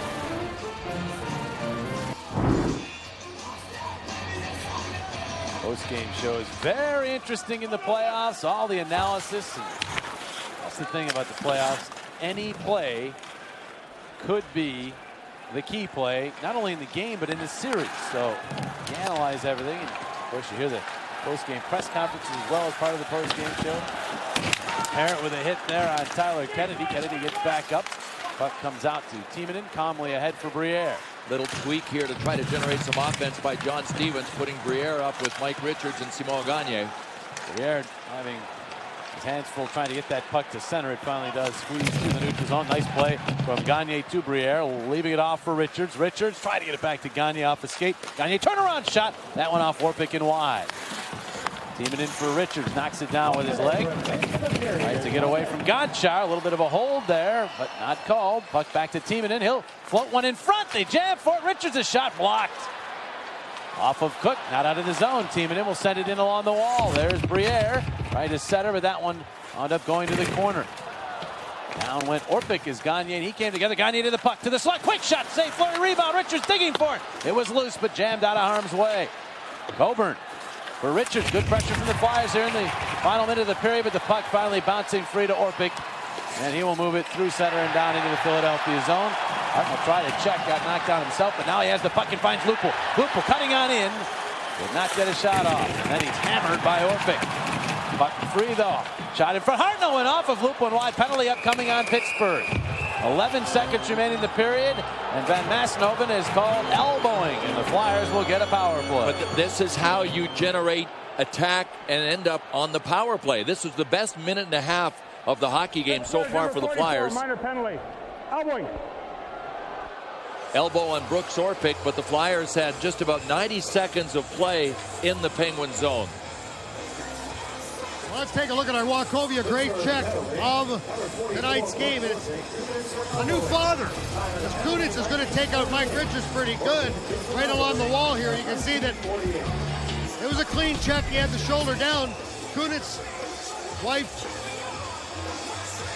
had a baby this morning named Zachary James, if I'm not mistaken, Jimmy. Zachary James, born 9/41 this morning. 9 pounds, 2 ounces, 21.5 inches long. And I'll tell you what, have a baby boy and you're on the ice surface playing in the Stanley Cup playoffs less than 12 hours later. That's a full day. You won't even recognize the kid by the time you see him tonight. They changed that quickly. At that age. Flyers trying to do something off of this faceoff. Giroux behind the net with a pass. The shot. Carl bounced in on Fleury, made the save, rebound, and it went off of something wide. And it's clear that'll end the period. Flyers will have a fresh sheet of ice. And a minute and 48 seconds of power play time to work with to start the third period as they leave the second stanza down 2-0. But a strong finish and something to build on. The Flyers first stabilized defensively in that period. I don't think you called Evgeny Malkin's name once, and I'm not even sure he played that much. Didn't see him that much, but even if he had been on the ice a lot, the Flyers controlled the neutral zone, and the last couple of minutes were able to play mostly in the Penguin zone. But I don't remember Malkin's name much. No, I have not mentioned him hardly at all in this second period. Speaking of this second period, it was brought to you by Independence Blue Cross. When you have the most preferred health plan in the region, you'll never feel alone. And by your Quality Plus Ford dealers. Here's what we have in store for you between periods 2 and 3. Michael Barkan, Al Morgani with updates from around the National Hockey League on this, the first night of these 2009 Stanley Cup playoffs. They'll also analyze this one. Bill and I will have our say as well. 2-0 Pittsburgh through 40 minutes. Back with more after these messages.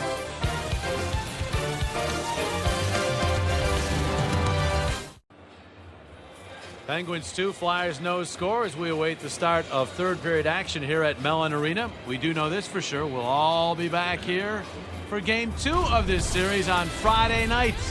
Flyers and Penguins, part 2, all over again. One team will have the chance to take a 2-0 lead in this series. Which will it be? Flyers Penguins game 2 Friday night 7 o'clock right here on Comcast Sportsnet in high definition where available.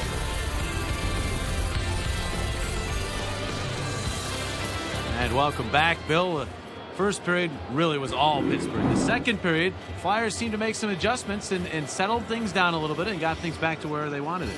Well, they found themselves defensively. That's what John Stevens wanted the Flyers to do to start the game, to control the neutral zone. And when the Flyers started to do that, they disrupted everything the Penguins wanted to do.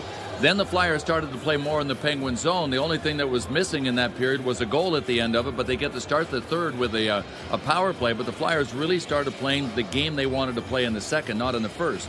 And they'll be looking for goals from people like Jeff Carter. And Bill, you come to the playoffs, different challenges await you. I think this is a real big challenge for Jeff Carter, and it's a physical challenge. He is going to have to be more physical than he's ever been before. Hal Gill, big number 2 at 6'7" for the Penguins, matched against him. Gave him a rough ride on this play. And if it's not Gill, watch on the left of your screen. Jordan Staal timed it perfectly. So Staal is always shadowing Jeff Carter. Staal is a monster size-wise. So is Hal Gill. Jeff Carter is going to have to commit to really using his body probably more than he ever has in his career. Always have to raise it up another level come the postseason. For the Penguins, they did get the only goal of that second period as Tyler Kennedy tasted postseason goal-scoring success for the first time in his career. Third period after this. Tonight's third period on Comcast Sportsnet is brought to you by Jaguar. Visit your local Jaguar dealer to experience the thrilling performance of the new 510 horsepower Jaguar XFR. Also brought to you by the Pennsylvania Lottery. Benefits older Pennsylvanians every day. Must be 18 or older to play. Please play responsibly.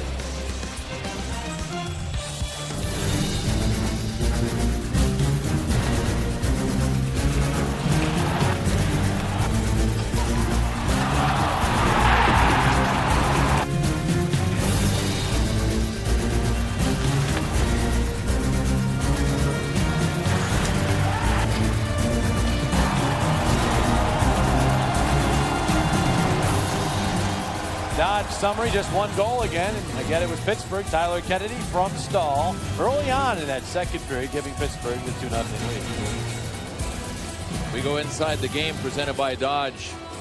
The hits. This is a series for men. It will be black and blue. 26 hits for the Flyers, 26 for the Penguins. Right now, the Penguins with 4 power plays. The Flyers are 0 for 1 on theirs, but continuing on the power play here with a minute and 48 seconds to go. Tyler Kennedy, one of the smallest guys in this series, but will always throw his weight around. How about the goalie matchup, Bill? We're always focusing on the tenders. Traffic clearly has been part of the MO for both clubs. Now the NHL is really going to take care of the goalies in the playoffs.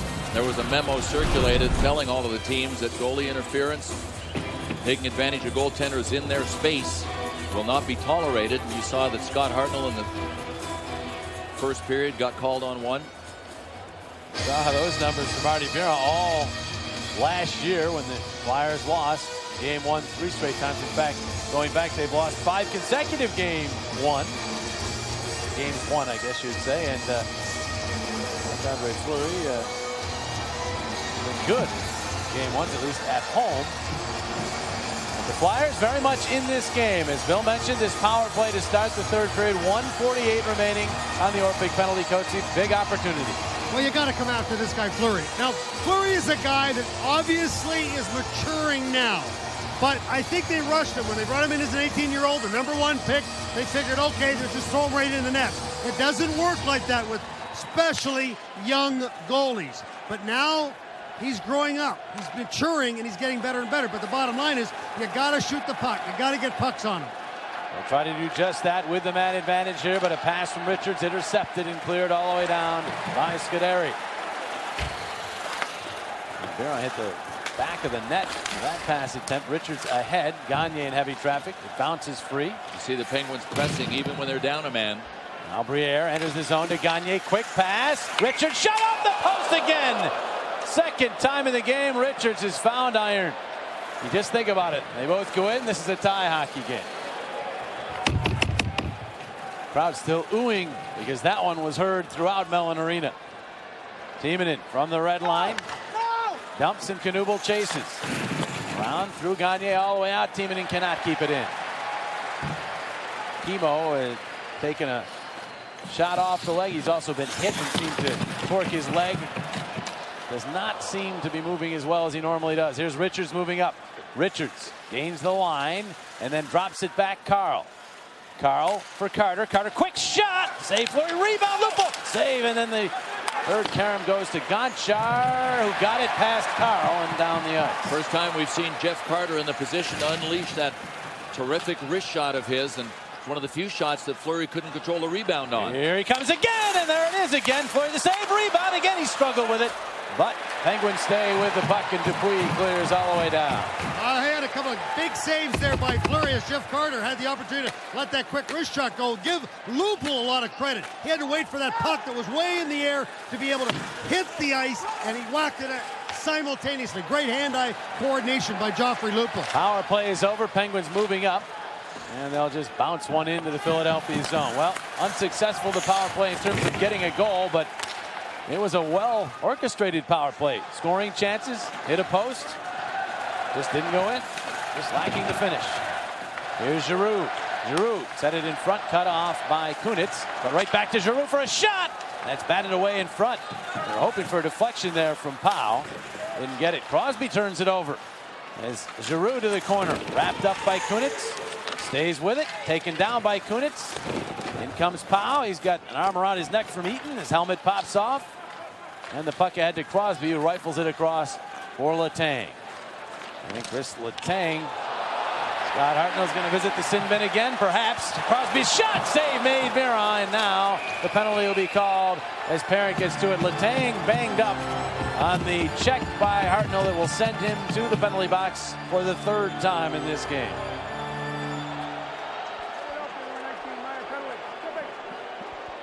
Boy, Letang was very slow to get up. Now look, he's going to come right here. Hartnell comes in, gets that left leg out, got the stick up. So take your pick. But I think Letang probably from that left leg gets out. When you get knee to knee, anything can happen. Letang got back to the box. But Hartnell right there, you just can't stick your leg out like that. No, when you're coming at a player at that speed and he is coming fast at you, you've got no choice but to do that. That is why you always have to try to find the right angle to go and get him, not head on. So, power play number 5 for the Penguins, and the near must-kill for Philadelphia. The Tank staying right on the ice, so he is obviously okay. Guerin firing that across ice off Timonen stick, and then out of play. So, face off 8 seconds into the man advantage. John Stevens has tinkered with the lines, trying different things. Flyers found their defensive game in the second period. Evgeny Malkin only played 5 minutes in that second period. He is below his usual ice time right now. The Penguins haven't needed his offense yet. Barely had the puck the entire period. I mean, I can't remember calling his name much after 10-minute mark or so. But Might hear his name now with his power play in effect. Gonchar, and there he is. Malkin. For Crosby. Out to Gonchar. Fakes the shot. Across for Letang, and now Gonchar, the one-timer. Save Biron the rebound. I think Biron got a piece of that as well, as Malkin was lurking, and here's Powell the other way with speed. 1-on-2 though. Takes the wrister.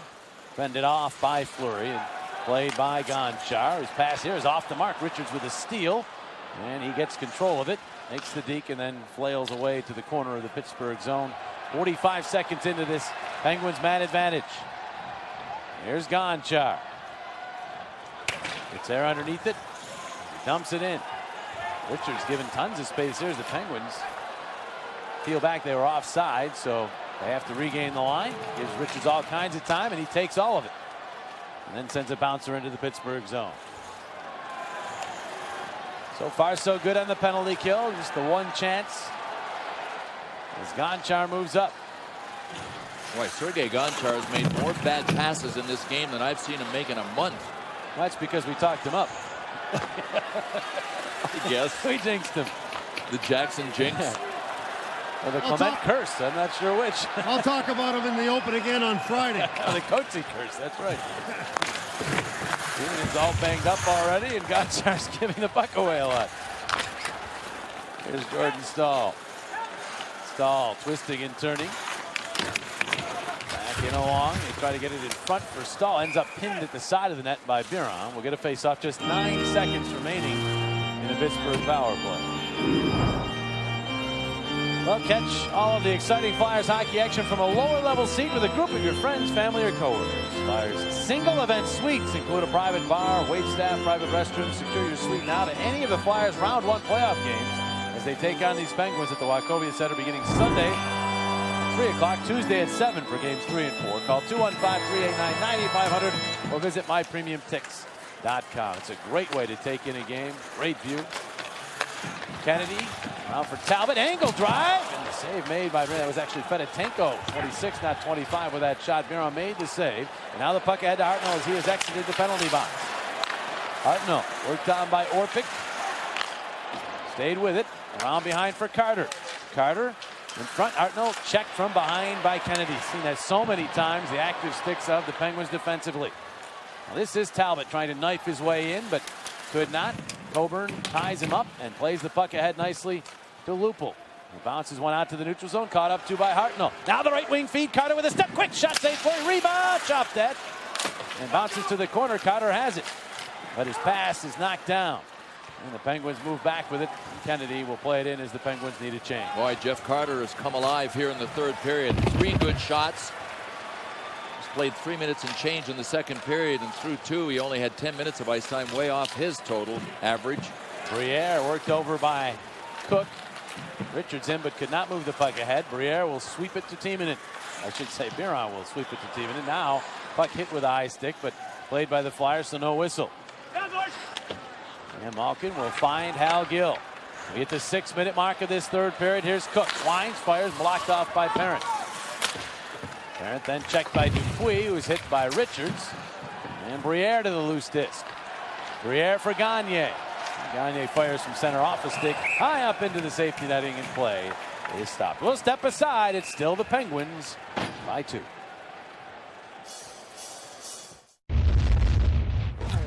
Leslie Goodell back in our Comcast Sportsnet studios. Back to Washington, D.C., where it's goals aplenty for the Rangers and Capitals. Early in the third, Alexander Ovechkin puts it on goal. Alexander Semin puts home the rebound. Ovechkin with 2 assists in this one. The Rangers and Capitals knotted at 3 in the third. JJ? All right, Leslie. You can only imagine how loud Verizon Center is in downtown Washington as the Caps have come back to tie that one. Down 3-1 for the team that can't score. Coburn hit Kadubel with his dump in. Sidney Crosby was talking today about the loudest buildings in terms of their showing their displeasure with him. Oh, turnover, Malkin scores! Evgeny Malkin gets a gift, and the Penguins are now up 3-0.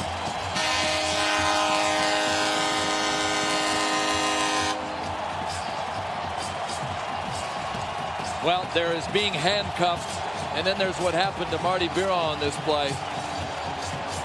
The puck looked like it was going to go behind the net, and that's what the intention was.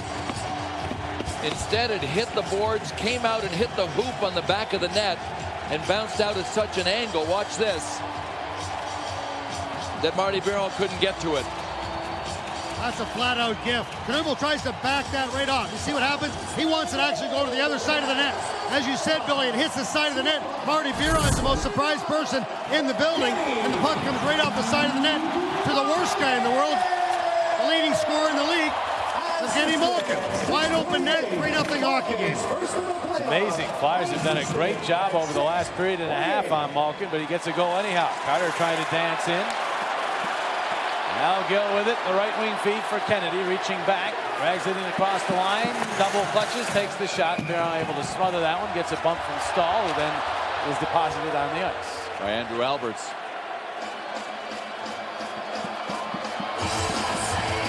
Evgeny Malkin was quiet in the second period. He picked up an assist on the first goal, then was completely quiet in the second period. He has just been heard from. Take a look at the scouting report. Yeah, impressive skill set. This guy is a big man. Look at what they say about the long reach, but he just flies. And you say that we didn't hear his name very much. I don't think we heard his name after Alberts pulled him down at the blue line, guys. Well, he certainly wasn't a factor when he was on the ice, but he's a factor now with a goal. And the Penguins up 3, and he's hearing MVP chants from the pro-Penguins crowd here. Alexander Ovechkin would have something to say about that. Here's Timonen in along. Gagne finds Richards. Shot in that one. Got caught up.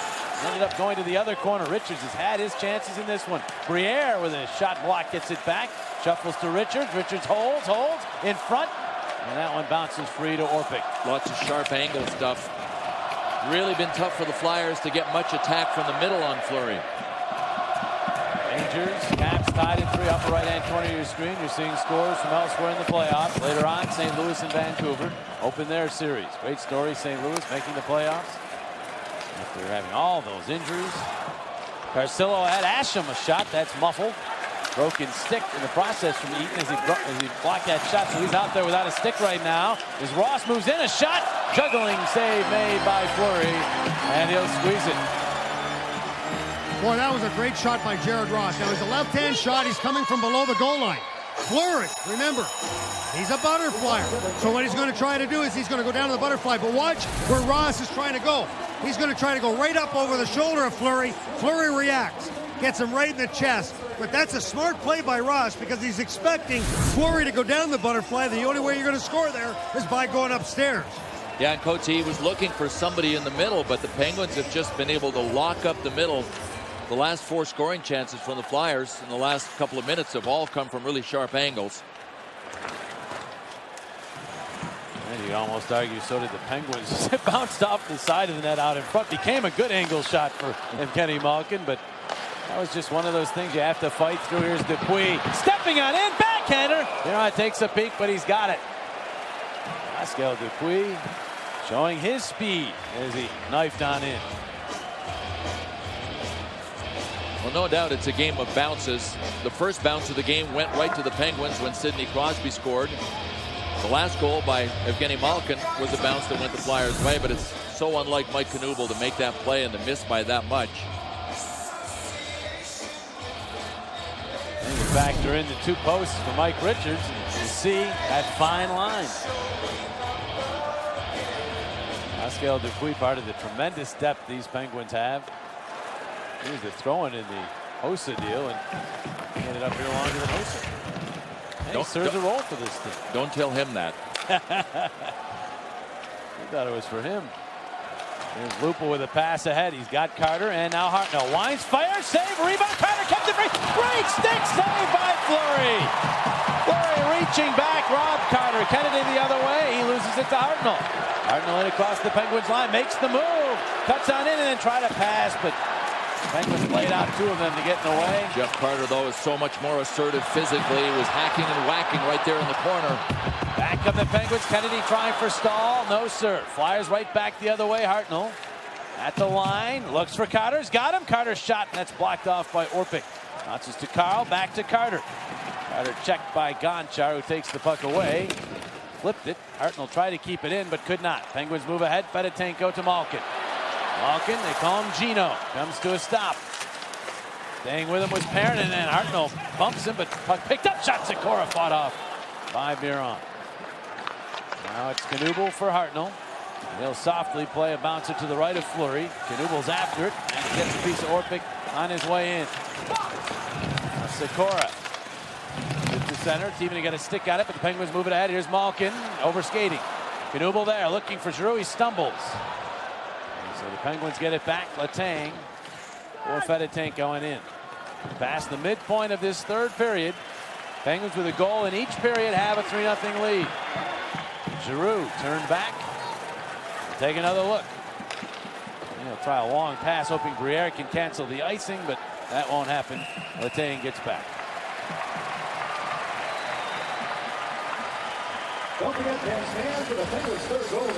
Well, now's the time to reserve your 2009-2010 season tickets. Guarantee yourself playoff tickets for every game and enjoy great season ticket holder benefits, including significant discounts from box office pricing.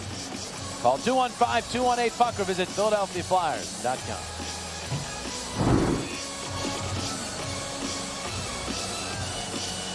Flyers have actually outshot the Penguins here in the third. Flyers with 9 shots here in the third. 6 for the Penguins. But the Penguins have one that went in. Eaton shot, and they have another one that went in. Mark Eaton firing from the point. Not sure if it deflected on its way in, but it is now 4-0 Penguins as they have seized control of Game 1. And a dejected rookie, Claude Giroux, making his way to the Flyers bench after losing that faceoff. Really hard to defend. Sidney Crosby got it back to the point, and then everything shaped up nicely. Billy Guerin definitely was the screen. And right there, there's no way you can see Marty Biron had no opportunity, Billy, to be able to see that puck. It comes back to the point, and as you say, Giroux loses the face-off, and then it's just a matter of point to point, and that's a play where Eaton's just trying to get the shot on net, trying to get it through, and he had a lot of traffic. Well, Eaton will have at least his first point in the playoffs in his career. He might have his first goal. You know, Giroux was actually trying to go forward with that faceoff. Sidney Crosby saw it coming and blocked his stick and then pulled it back. They're giving credit to the goal to Wilmington, Delaware native Mark Eaton. His first career playoff goal. He had only 4 goals during the regular season. More of a shot blocker, a defensive defenseman, but gets himself a goal here. Assisted by Letang and Crosby. The Penguins with a full goal cushion, less than 9 minutes to play. Gagne, and that one out. Coburn back to Richards for a shot that went just wide.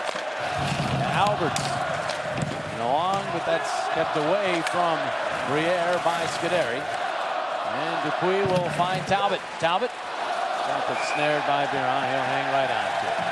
8:27 to go here in the third. The Penguins have scored twice here in the third to build their lead to 4.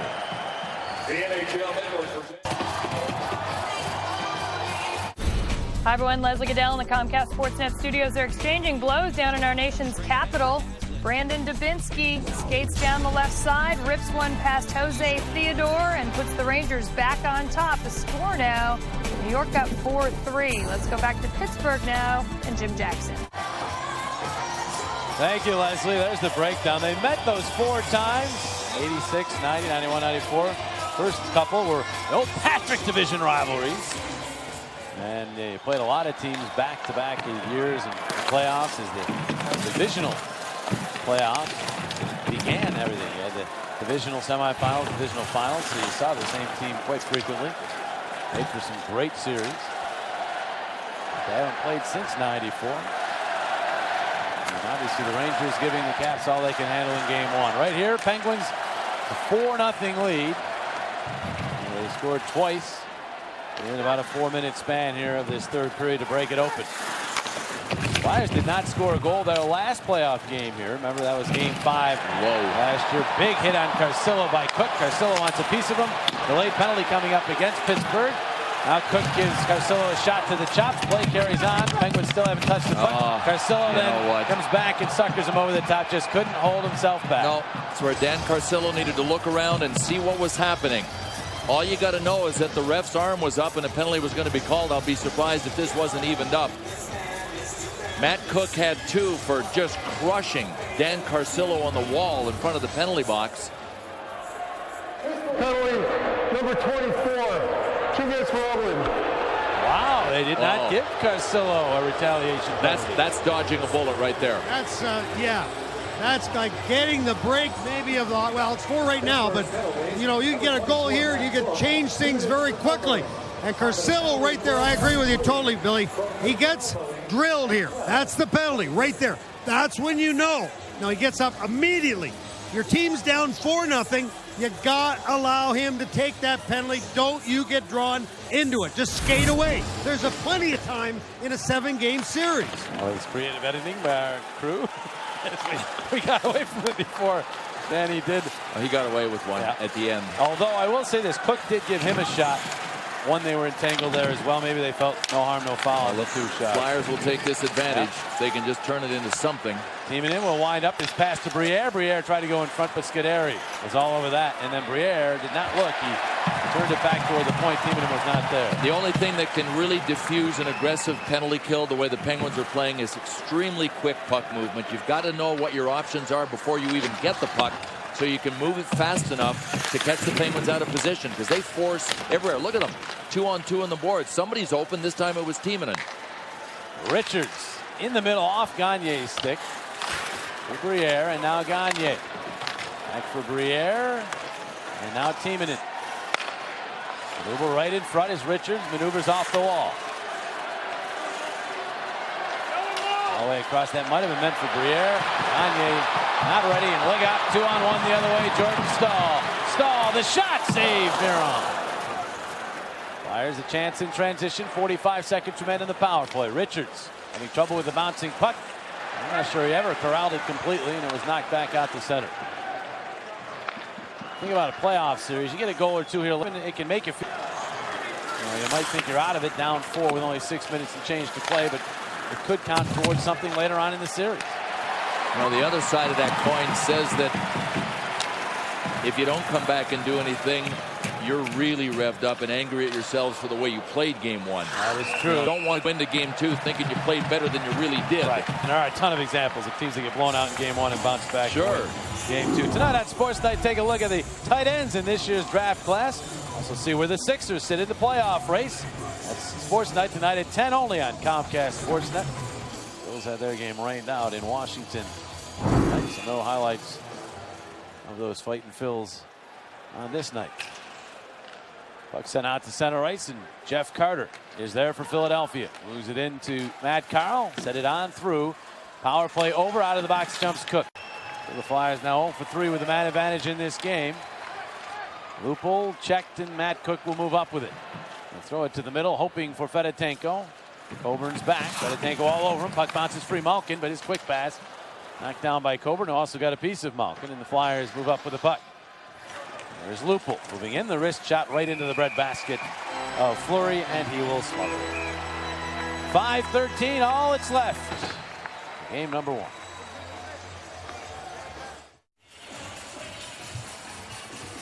Let's take a look at our Toyota turning point. It was the goal that gave the Pittsburgh Penguins a 1-0 lead. Now, the puck is down to the left of Biron. Malkin wants to get it out to Kunitz, but it doesn't get to Kunitz. It hits the paddle of Biron. Comes right back to Sidney Crosby, and to say the least, it was a very disputed goal because it appeared like he kicked it. But you can see we had talked about Malkin, we had talked about Crosby. A goal and assist for both of them this evening, and you can see the ice time very similar.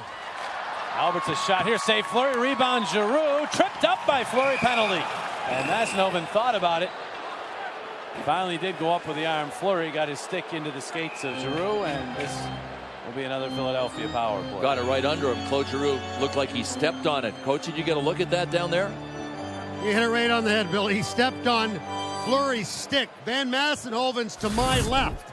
So now watch Giroux as he comes right past here. Now you see as he stepped on the stick of Fleury. Fleury was very surprised, but Van Massenhoven, all he saw because he was on the other side, you see him get hooked a little bit there? Yeah, he did. And you know what? It looked like Fleury was going to go for the poke check on the puck, but Giroux's skates were between the puck and his stick. Oops. Got in the way. So Fleury is penalized. Of course, goalie doesn't serve his own penalty. At 14:54, minor penalty will be served by number 17, Peter Sikora serving. Richards with a shot. Knuble was in there trying to deflect, but it went on through. Fourth power play for Philadelphia. They've gotten shots, but no goals. Gagne forced by Gill. Brings it across for Richards. Richards. Briere. Limiter passing here. Now toward the net, but it went wide. That quick over. Tips it back to Gill. Couldn't clear. Richards intercepts to the slot. Shot off the puck. Again, rebound. They score. Gagne ramming it home off the carom as Richards hit the post yet again. Let the Flyers get this one in. Gagne scores for a case of tasty cakes, and they're on the board. Marc-Andre Fleury should have picked up a penalty after Mike Knuble scored. He cuffed him right in the back of the head. But Mike Richards was in survival mode, ducking so he didn't get hit with it. How about Mike Richards hitting the post again?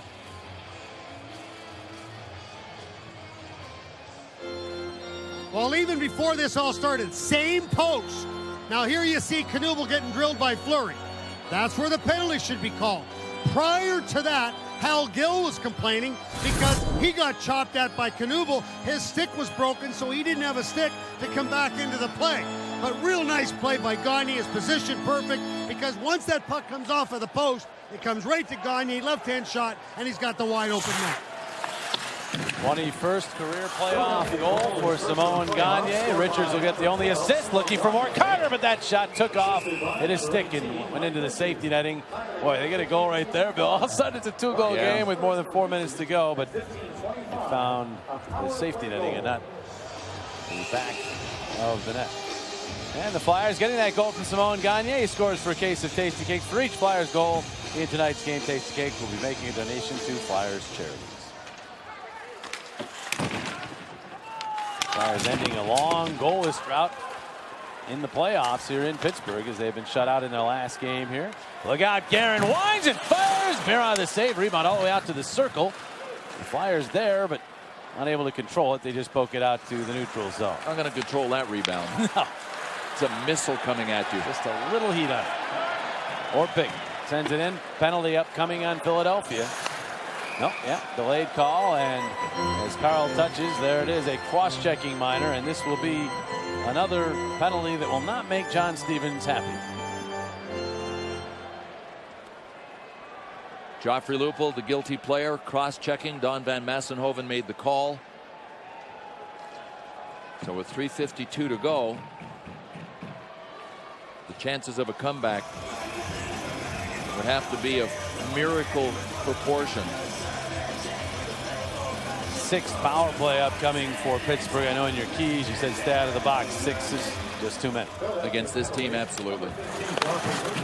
And they look for the puck. It bounces around, and it's Ryan Parrott who finally comes up with it, and he'll fling one all the way down the ice.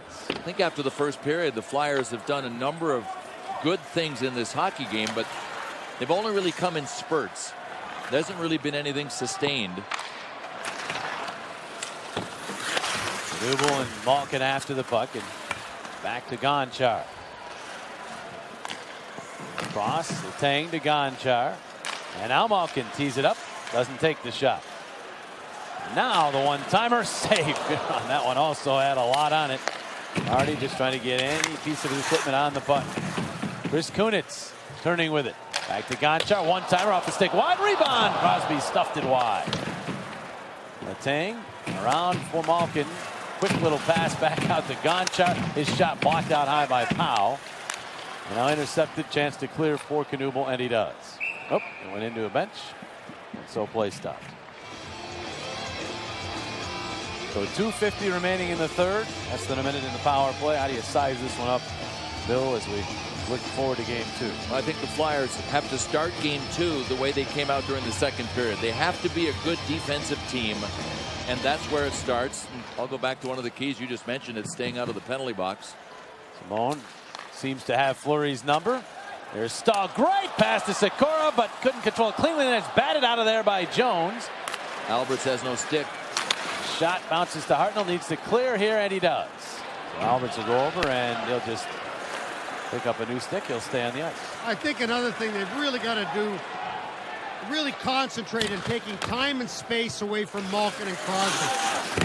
I think that would certainly slow the Penguins down an awful lot, because these just so elusive, they're so quick. But if you're concentrating on when they're on the ice, taking away that time and space, it certainly could help in the long run. And I think they made strides in that direction in the last 2 periods. I know Malkin has a goal here, but that was a fluky kind of goal. I haven't called Crosby and Malkin as much. I agree with that, and Coach is right. You got to take away time and space, but you really notice them when they're on the rush. So if you're on top of your game defensively, you won't notice them as much. And the Flyers have done a good job of at least taking the rush away from Crosby and Malkin in the last 2 periods. But Coach is right. You got to deny them time and space everywhere. Just 1:37 remaining. Flyers are back to full strength. And there's Maxime Talbot making his way to center. Flipping one in. The Biron will steer to the corner. Fedotenko. That's by Parent. Gagne in there as well. We will go get it. Parent gets him. Gagne.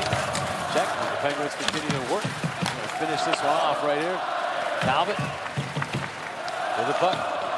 Penguins are not exactly letting up. Dupuis got in front. Biron met him at the post and makes the save and covers. Flyers are hungry for more playoffs. They'll come home for games 3 and 4 of this series. Sunday, April the 19th at 3 is game 3. Tuesday, April the 21st at 7, game 4. Don't miss any of the Flyers hockey action as they battle their cross-state rivals. It's great stuff. Call 215-218-PUCK or visit PhiladelphiaFlyers.com. Look forward every spring, or at least 13 of the last 14 springs, to that atmosphere at the Wachovia Center for the home playoff games. Orange out. Flyers will be wearing their orange jerseys for the home games this year, so everything will be orange inside the Wachovia Center. Except the blood. It'll still be red. Close story. 64 seconds all that remains to this one. Much of the sellout crowd here at Mellon Arena comfortable with this 3-goal Pittsburgh lead. They're heading for the exits. Penguins win the draw. Letang shot up high. It's pinned by Biron. Pretty good face-off win for Craig Adams, who was forced into the circle because Talbot got thrown out. It's the dynamic duo for the Penguins. Second. There's a shot there. Letang off the glove of Biron. Malkin finished first. Crosby third in the scoring race. Not often the same team gets 2 of the top 3. And they were obviously on the scoreboard here in this one. Each with a goal. Crosby with a goal and an assist. Malkin with a goal and an assist. So 4 points. Pretty big. Final 32 seconds. Talbot moving on in. He's run. Is Carcillo out on the ice here for the final moments of the hockey game. Letang. Board Talbot. Alberts gets a piece of him. Penalty upcoming. Don Van Massenhoven spots a slash. And then Aaron Asham having some words. He was out there with Cook. Craig Adams. That's another thing you see in the playoffs here in the final minute of a game like this. You see calling cards being dealt out. Well, you're reminding the other guy that it's going to be a long series. You can't go away for a month. There's the news on losing the opener. It's become a habit for the Flyers. That's the second longest active streak. Game 1 losses. There's the slash. Say Andrew Albert's kind of earned that one. So he'll sit. Asham went too. Yeah, they sent Asham to the box. And a Penguin did not get penalized. So it's a 5-on-3 for the Penguins to try to add their lead here in the final 18.5 seconds. No Crosby, no Malkin. Why bother, right? Stahl's not bad anyhow. Oh, Stahl gets set head first toward the boards by Parent. That's going to be a penalty on Parent. Flyers can't lose another man. It'll still be 5-on-3. Howe gets in there, and hard frustration from the Flyers, but also letting the Penguins know they're still here, and they will be showing up for Game 2.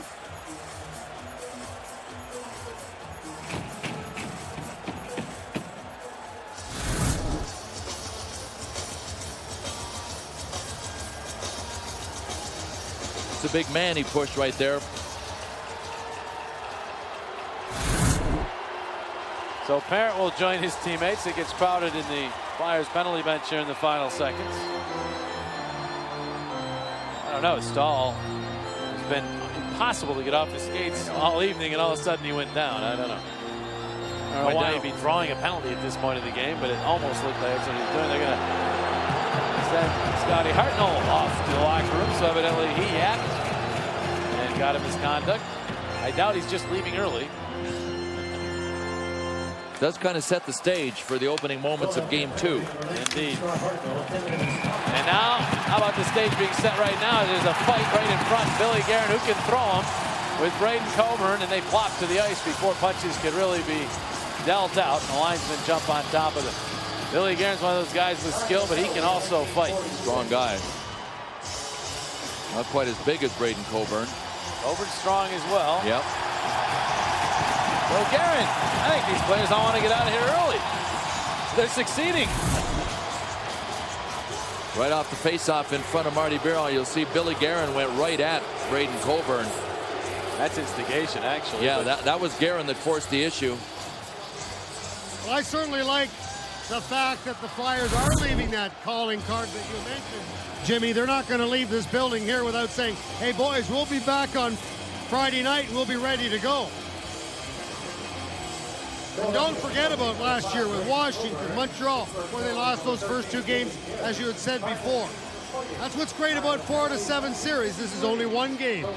Yeah, I like it too, Coatsy, but it really becomes a balancing act when you come into Game 2. You want to continue some of that aggressive play that you finished off Game 1 with, but you can't cut ruts to the penalty box. So it becomes kind of a double-edged sword to start Game 2. Flyers need to at least be as aggressive as the Penguins in the hitting department. The Penguins came out hitting everything that moved early. And perhaps, Bill, you get into this kind of game, though, and you get the Penguins thinking about that side of the game, taking penalties that you were talking about. You got to get power plays against them. Who knows? We'll see how it turns for Game 2, which comes your way Friday. Game 1, solidly in Pittsburgh, favor 4-1 is your final. They take the 1-0 series lead. Marc-Andre Fleury was solid, made 26 saves. He gets a congratulation from his teammates as the Pens get the first one.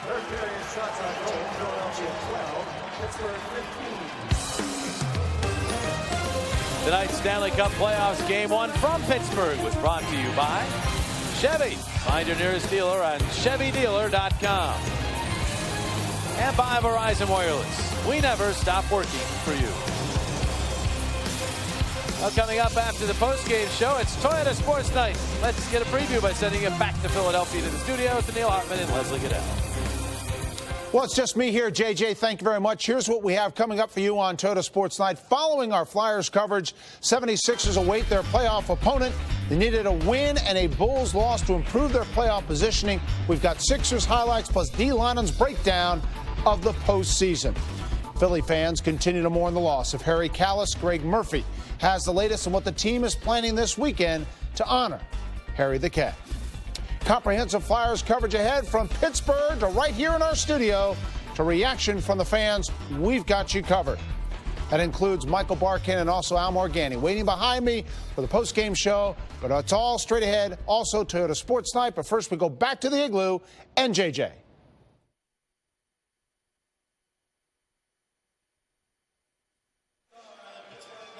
All right, Neil, thank you very much. There's your final score. The Penguins, the 4-1 win. We'll take a look at our Comcast Business Class save of the game. Marc-Andre Fleury had a couple, including that one on Jeff Carter. Flyers took a lot of shots in the last 2 periods, but they all came from angles. Marc-Andre Fleury controlled most of the rebounds. He didn't on that one, but he made the save on Jeff Carter. It's our Comcast Business Class save of the game. Back to wrap it up from Pittsburgh after these messages.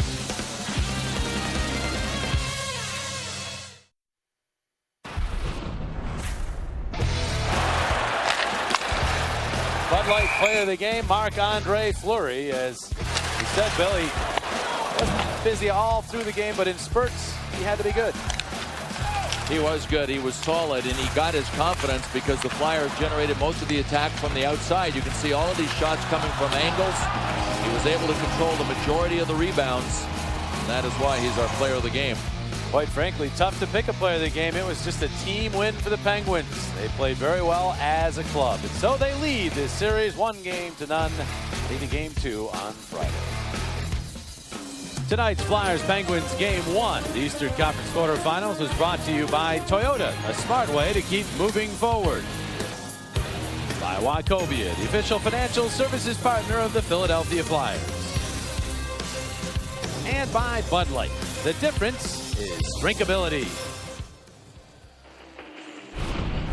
And Game 2 will be on Friday right here again in Pittsburgh at Mellon Arena. The Flyers trying to get back even in this Battle of Pennsylvania. Try to find some good things out of this first game here late. Move ahead and send it back to Philadelphia, tied at 1. Penguins, of course, looking for a 2-0 lead. That's Friday at 7 o'clock on Comcast Sportsnet in high definition where available. And for tickets to games 3 and 4 back in Philadelphia, 1-800-298-4200 or visit PhiladelphiaFlyers.com. Coming up next, Dodge presents Flyers post-game live, all kinds of analysis, press conferences. We have Game 1 covered. You'll hear it all on the post-game show. Entertaining game early. The Penguins got the jump, held off the Flyers, win it 4-1. For the entire crew, including executive producer director Ryan Cooper and associate producer Chris Pajaro, as well as my partners Bill Clement and Steve Coates. I'm Jim Jackson. Good night from Pittsburgh. Stay tuned now as Dodge presents Flyers post-game live.